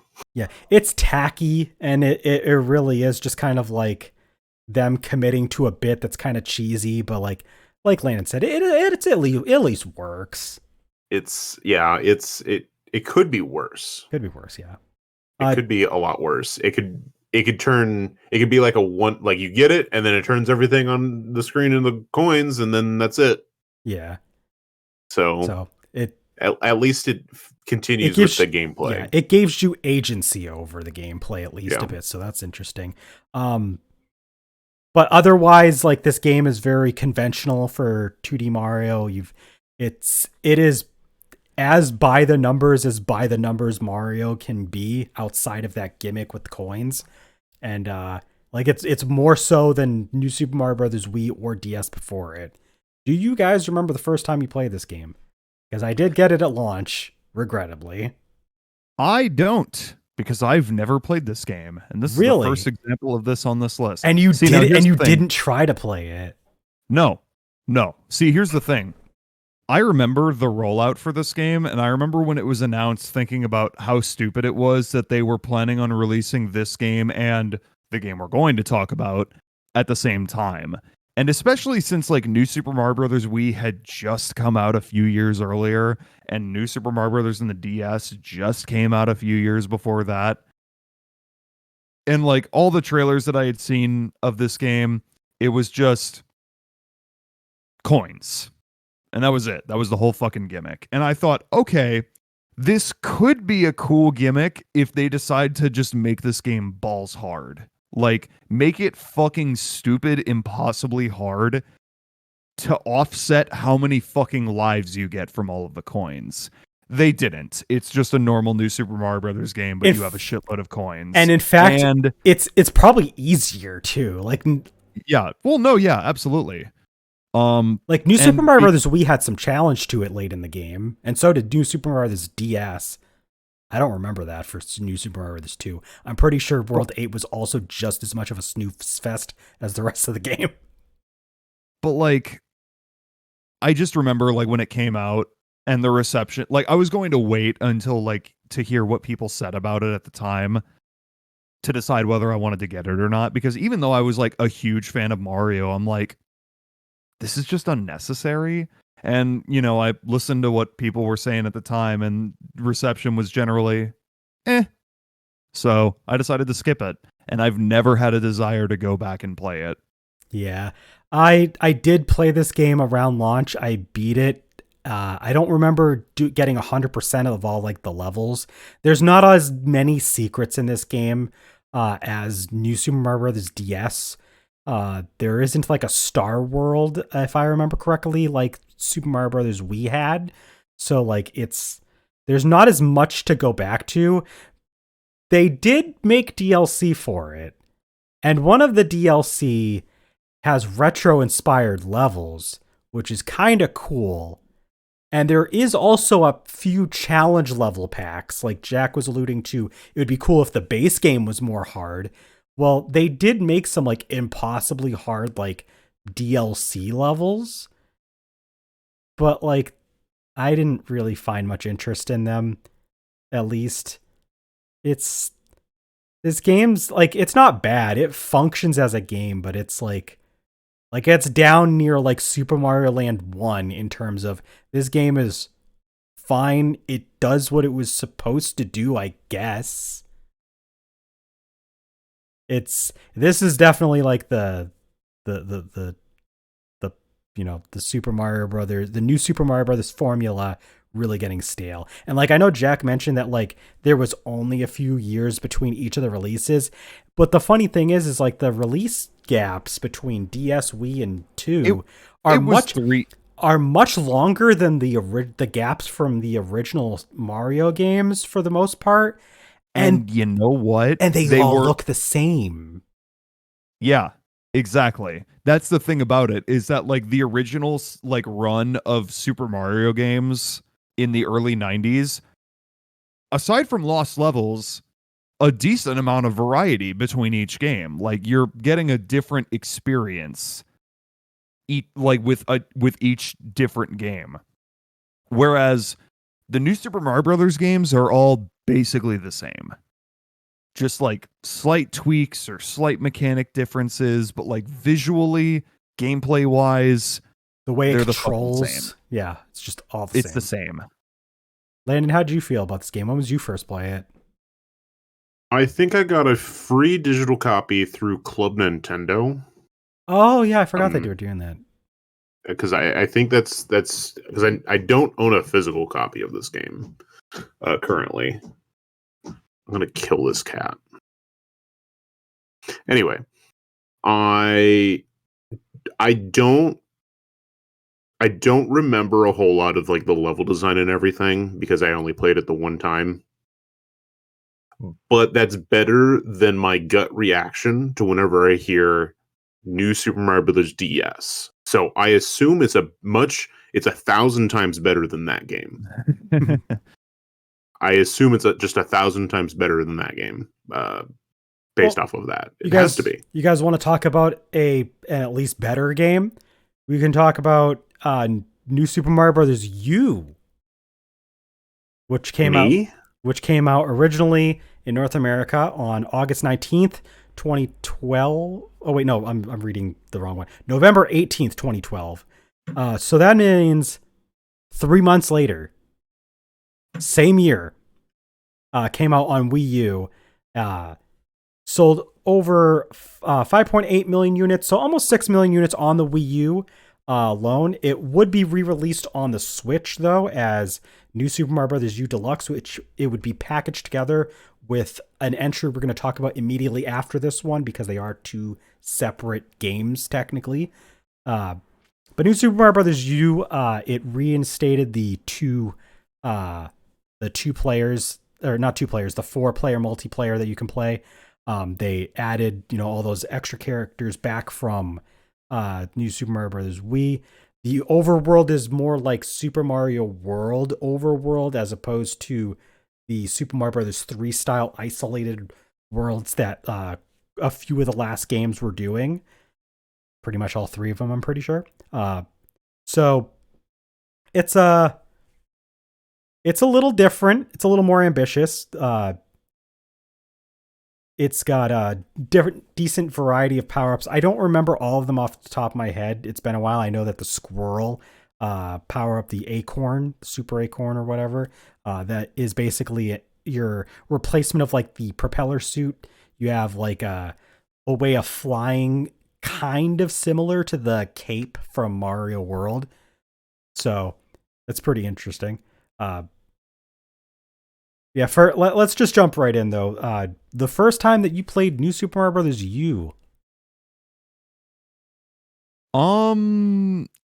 It was later on, actually. This was another one I didn't play right away because, well, I didn't have a Wii U when it came out because this was pretty much the only launch title for the Wii U that was worth a shit.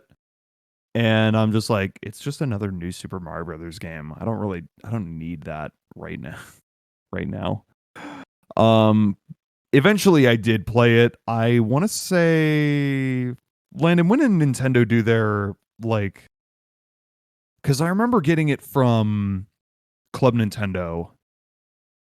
When did they do their free games? Like, they did that a few different times, but like, I want to say it was 2014. I want to say 2014 was one of the years. Yeah, it was around then. I will say this is the most polished New Super Mario Brothers game, like by a wide margin. Like, it looks the nicest, it controls the best, it has the widest variety of visuals going on. Like, it's still like pretty basic, like world aesthetics, like grass, desert, water, ice, Yeah, etc. It does add some more detail. I was gonna say they do a little bit more with the visuals to make like each world, to like make each level stand out a bit more. And I feel like I remember individual levels from this game more than any other New Super Mario Brothers game. That might just be me, but I don't know. I mean, overall, it doesn't really do anything new aside from it adds 5-player, where if you have one person on the gamepad, they can just dick over everyone else, and that is a blast. But honestly, it doesn't. the funny factor to it doesn't last as long as just regular 4-player co-op, in my opinion. But this is good. This is a good game. I'm not like trying to shit on this game too much. I would say it's like better than fine, but there's also 3 new Super Mario Brothers games that came before this, including one that came out literally months before this one. And so it's easy to say that like it's just another new Super Mario Brothers game, because it is. But at the same time, if you like step back and just kind of view all of them individually, like in a vacuum, I think this is the best one easily. So, I did not actually get to play this very long when it was on the Wii U. I did play like I think a world or two at most with a friend on their Wii U, but I never got the game, or at least I didn't get far into the game myself on the Wii U. I don't think I remember owning it. I might have, but I didn't play a whole lot of it. I played it through for the first time when it was re-released on the Switch. And I did play multiplayer for it.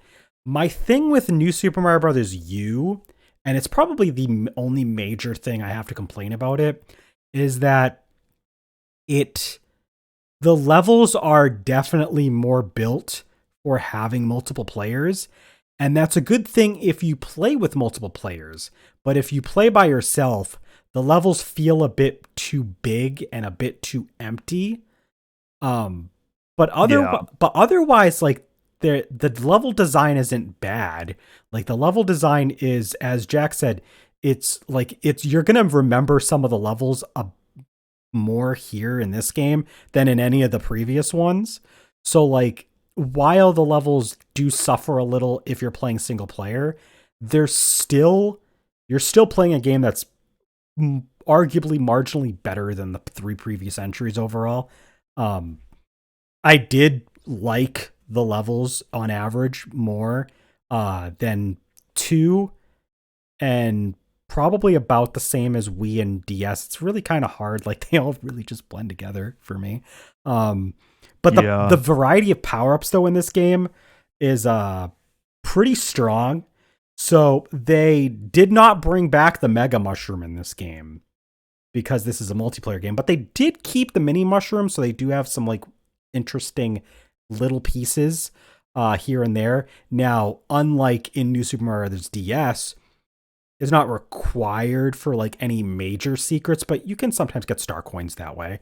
But you do have the Super Acorn I did mention, and they did bring back like the power-ups from Wii. So you have the Ice Flower, you've got the Penguin Suit, you've got the Propeller Suit, and they do add a P Acorn, so it's kind of like the P-Wing counterpart in this game.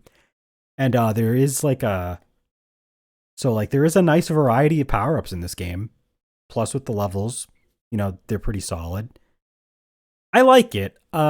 It's nothing like fancy, it's nothing too crazy, but like I did end up beating this game start to finish. I didn't go into the bonus levels though afterwards and like beat all of them. I tried to, but me and my ex-girlfriend at the time when we played it, my girlfriend at the time, we tried to play it, but like we could not do it. Like some of those levels in the bonus world are just really hard. But I mean, I still think it was better than the experience I had playing New Super Mario Bros. Wii. So it's pretty good.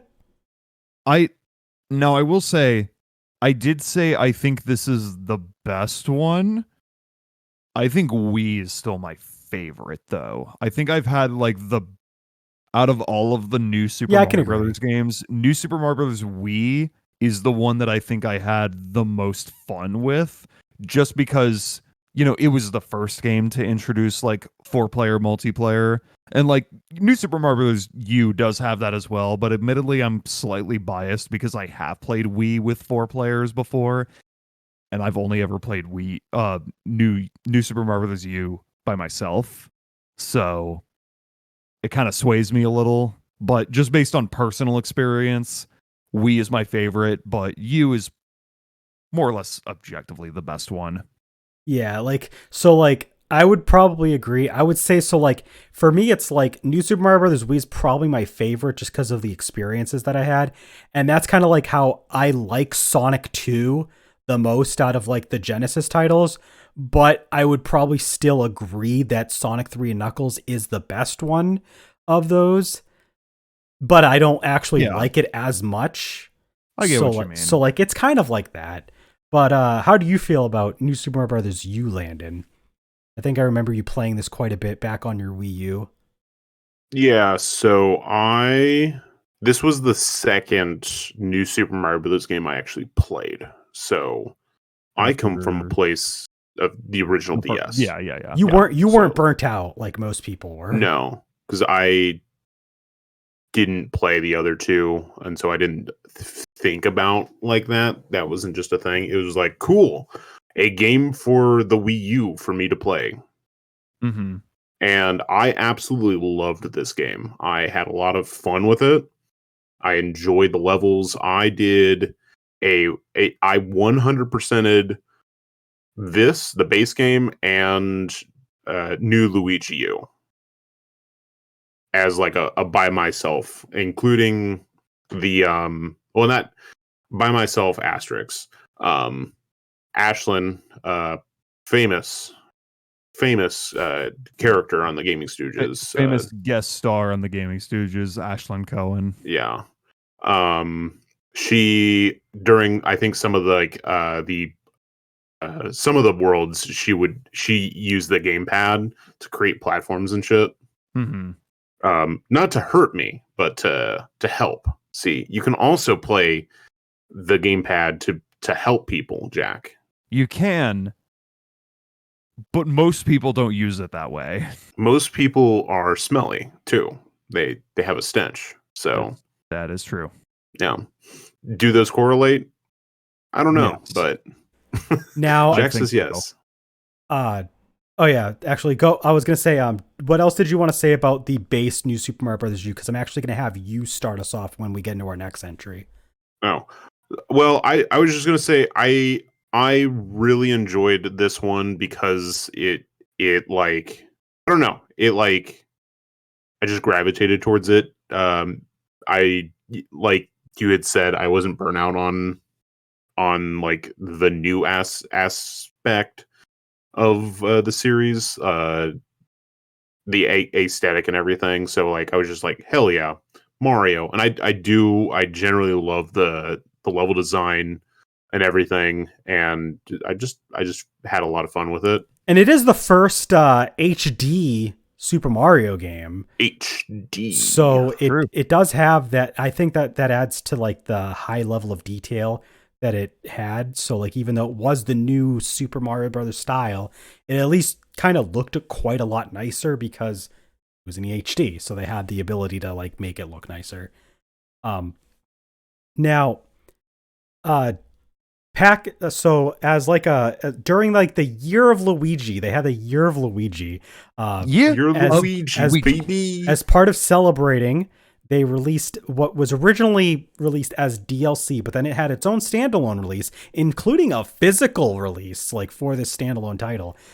In North America, you first had it on June 20th, 2013 as DLC, and then it would come out on August 25th as a standalone title for the Wii U. We have New Super Luigi U, which actually sold 3 million copies, so it actually managed to sell about half as many copies as the base game, which is pretty impressive, to be honest. And it would be re-released on Switch with New Super Mario Bros. U packaged together as New Super Mario Bros. U Deluxe. So, New Super Luigi U is quite a bit different, but I think, Landon, since you 100%ed it, I'd actually rather you kind of go into depth on what it's about and what you thought about it. So instead of being like a really straightforward Mario game, this was a challenge pack essentially. They remade every level from the original game, and they made it to where you had to beat the level within 120 seconds. So it was all like speed running. They made the levels a little bit shorter to compensate for this, but it was just like remade levels, and the big tagline was "Mario's dead forever. It's Luigi time, baby." So they got rid of Mario. Thank God. Hated that guy. And they Instead- added famed character Nabbit. Yeah, so Nabbit was a character from the base game who showed up and stole power-ups, and then you like do like a little level. You could go back to old levels and like chase him down and then get shit for that. They just made him a playable character to make Luigi U playable for, I don't know, infants. I'm only a baby American, so I don't know. I play the game using a Toad probably, or Luigi. But Nabbit doesn't take damage, so that's what they did. I think it's like, if Lost Levels is supposed to be like an extension of the original Super Mario Brothers game, this is that for New Super Mario Brothers U, It but does a better executed job. well. I Like, was it's gonna just say it's done much well. better. Yeah, Like- it's like, yes. I mean, like I think the gimmick of this game is really cool. Like the levels are harder, and you have a 99-second timer on every level. Was it 99 seconds? I think so. I would say I thought it was 100, but I mean, I didn't play a whole lot of it. I'm going to be Well, honest. Like this, I'm leaving this discussion to you guys because I only played a few levels, to be honest. I'm gonna go beat up a cat, so I'm gonna leave this to Jack. Okay. Well, Don't worry about looking it up. You just talk about it and I'll look it up. yeah, I was gonna say, I think as a whole, this game is really cool. Like, if you would count this as its own standalone New Super Mario Brothers title, this is a really fucking solid entry. I think like as a challenge pack, it does its job really well. It is 100 seconds, by the way. Okay, I knew it was either 99 or 100, but still, it's a short timer.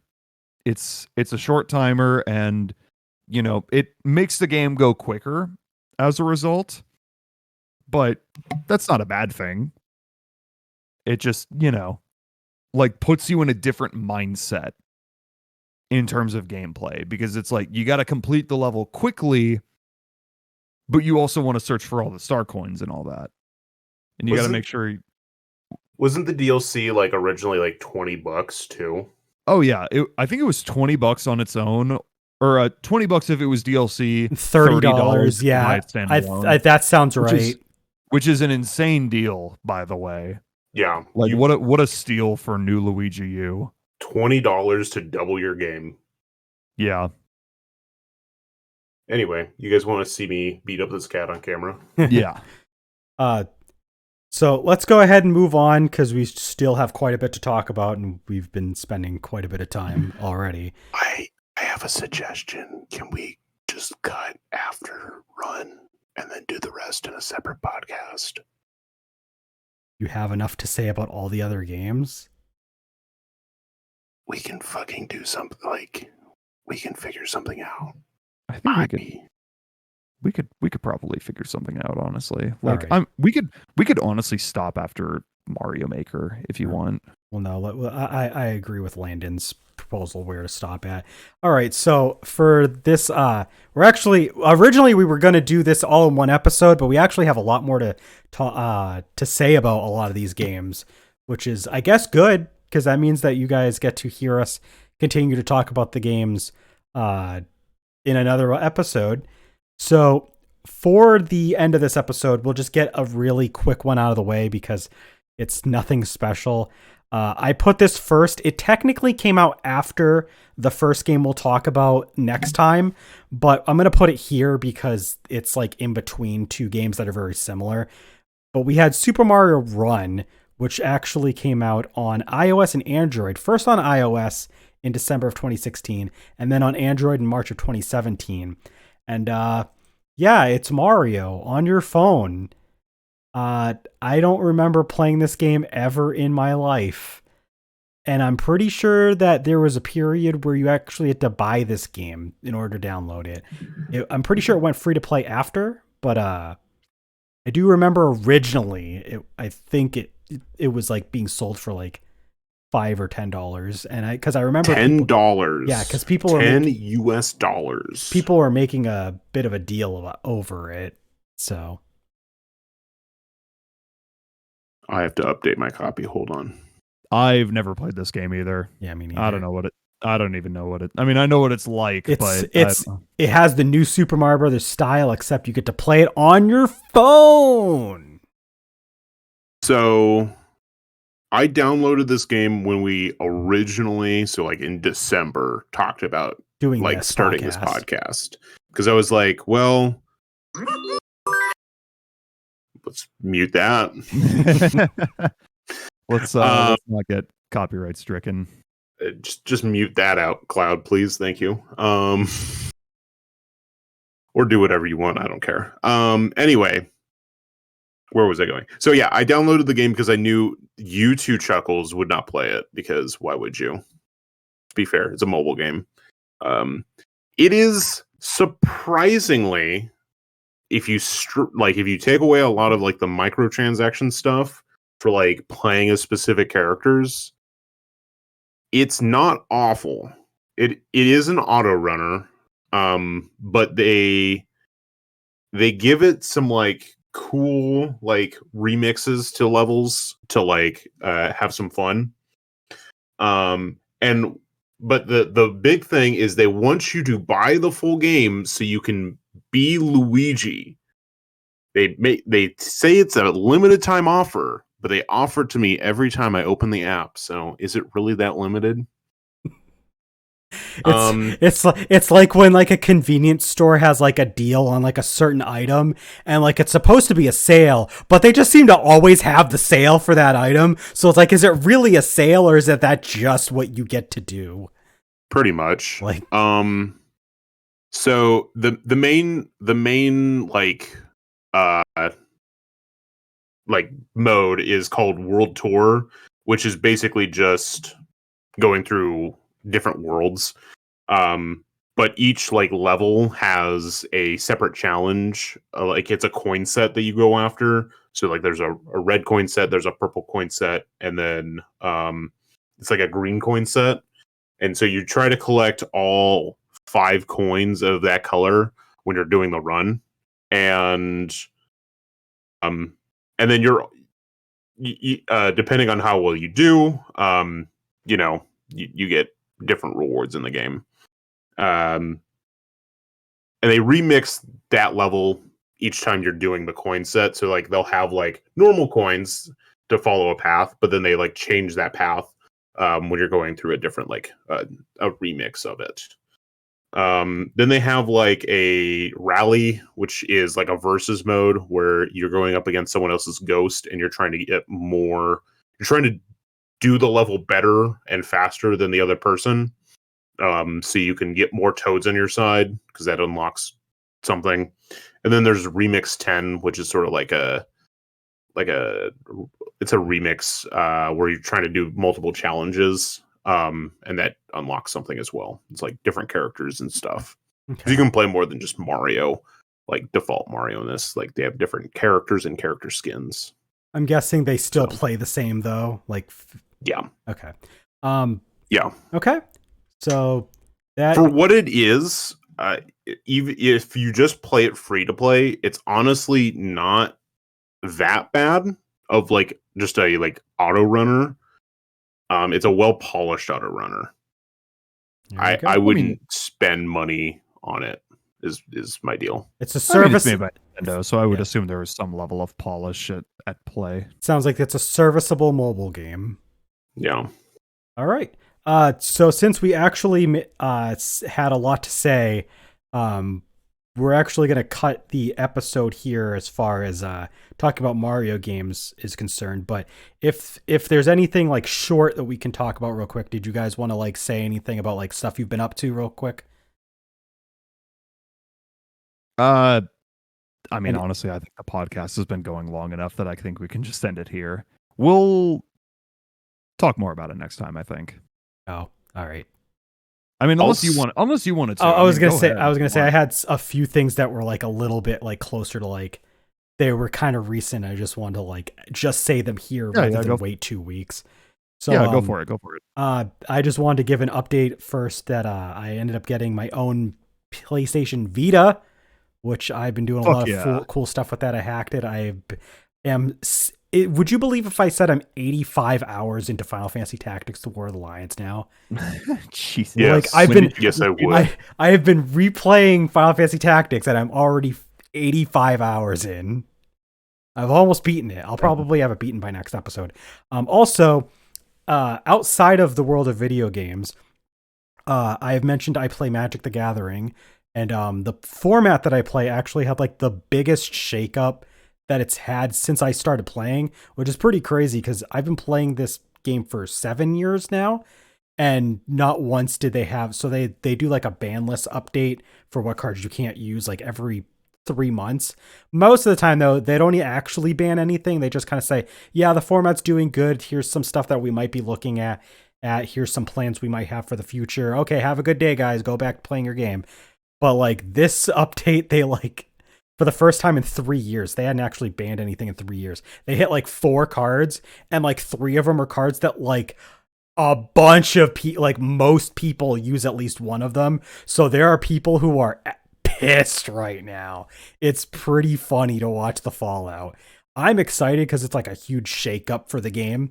I'm actually really excited to play it again now because I've been taking a huge break. Like I barely played in like a year plus, but like I am really excited to get back into like playing it like at least a couple times a month with my friends, because like just that big change, it's huge. So I just wanted to mention that because like it literally just happened the other day, so it was pretty topical. I just wanted to throw that in there. Did you have anything real quick you want to say, Landon, or you just... I recently beat Opus, Echoes of Star Song, and The Legend of Heroes Trails to Azure. What's the first game you mentioned? I don't... It's like a text-based game. Okay. So you've been playing a few of those games because you also played MEO. MEO, and then I started playing Frog Detective, which is essentially like in that realm. Oh, okay. It just plays a little bit different. So yeah, it's like Opus is like it's a game series, and like each of the games is a little bit different. They usually involve space. So this one you like actually are traveling in space. For parts of it, you're upgrading your ship as you travel from planet to planet. It's a little bit more involved than the last 2 Opus games. But it was a lot of fun. It's really just heavy on the narrative and like exploring the narrative of that game. But I enjoyed it. Okay. And then obviously Trails to Azure. I'm almost going to start Into Reverie. Nice. I was going to start it, but then I looked at the calendar and I was like, Sparking Zero comes out. I'm not going to start. And also Zelda. That too, but that's less of it. It's mostly like when I'm playing my PS5, I'm just going to play Sparking Zero when that comes out for a bit. Yeah, fair enough. Yeah. Whereas the Switch, I can just take it and play whenever. Like, Switch time's different. Switch time is whatever time you want to make it. Switch time is toilet time, maybe. Can't do that with the PS5 because I will not buy whatever that garbage handheld thing is. PlayStation Portal. Yeah, I don't need that. Yeah. Jack, did you want to jump in and say anything real quick since we actually did? Or I mean, nothing too big, or I mean, I've been to some shows recently, but like I feel like I'd just be naming bands at that point, and I'm just like, I mean, I just named games. Yeah, true. He did name games. Fair enough. But this is a podcast about video games, and I often feel like when I talk about the shows that I go to, it's just kind of like, oh, okay. This is the section where we talk about not that. Hey, do you wanna say something for me? Would that make you feel better? Sure. Can you tell the audience that we found out the genders of our twins and it's going to be girls? Both girls? Oh Both wow. girls. Yeah, so you have to tell the audience though. I Oh, can't tell them. so you hey, can audience. name them Kale and Khalifa then. No, it's not gonna happen. Something tells me that's not allowed. It's not gonna happen. Darn. Yeah. Well, that's exciting. Yes, Yes. I've destroyed the family line. I've done it. I was the firstborn son of a firstborn son of a firstborn son of a firstborn son of a firstborn son. Oh wow. Wow. I've done it. You destroyed. You've ruined it. You've destroyed the I- lineage. You've I did it. soiled it. He's the I heretic. soiled it. Very fascinating. Yeah. Yeah. So Alright, there you that's go. cool. Did you guys come up So, with names do you yet, have or a- are you still deciding? What? Okay, better question. What's the due date? It's sometime in January. Oh, okay, so it's still a bit out. Yeah, we have a bit Okay. of time. For some No, reason, I we're- thought it was like November. No, we have a baby shower planned in November. She's going to be giving birth, and they're going to be like, "What names do you want to give these children?" And then you're going to be like, "I don't know." So when I told some friends last week when we found out, someone made the suggestion, and I tweaked it a bit. I'm thinking this is my pitch for the emergency delivery room naming. Landon's dad's son's daughter and Landon's dad's son's daughter's sister.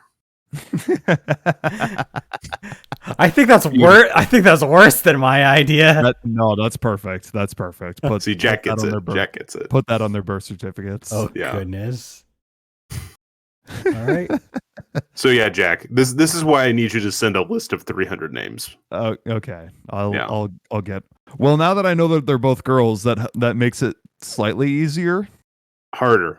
Harder, but I still want boy names. You still have to give me boy names okay. because I don't care. Yeah. Boy or gender neutral. You can throw in some girl names too. Okay. Android 18 and Android 21.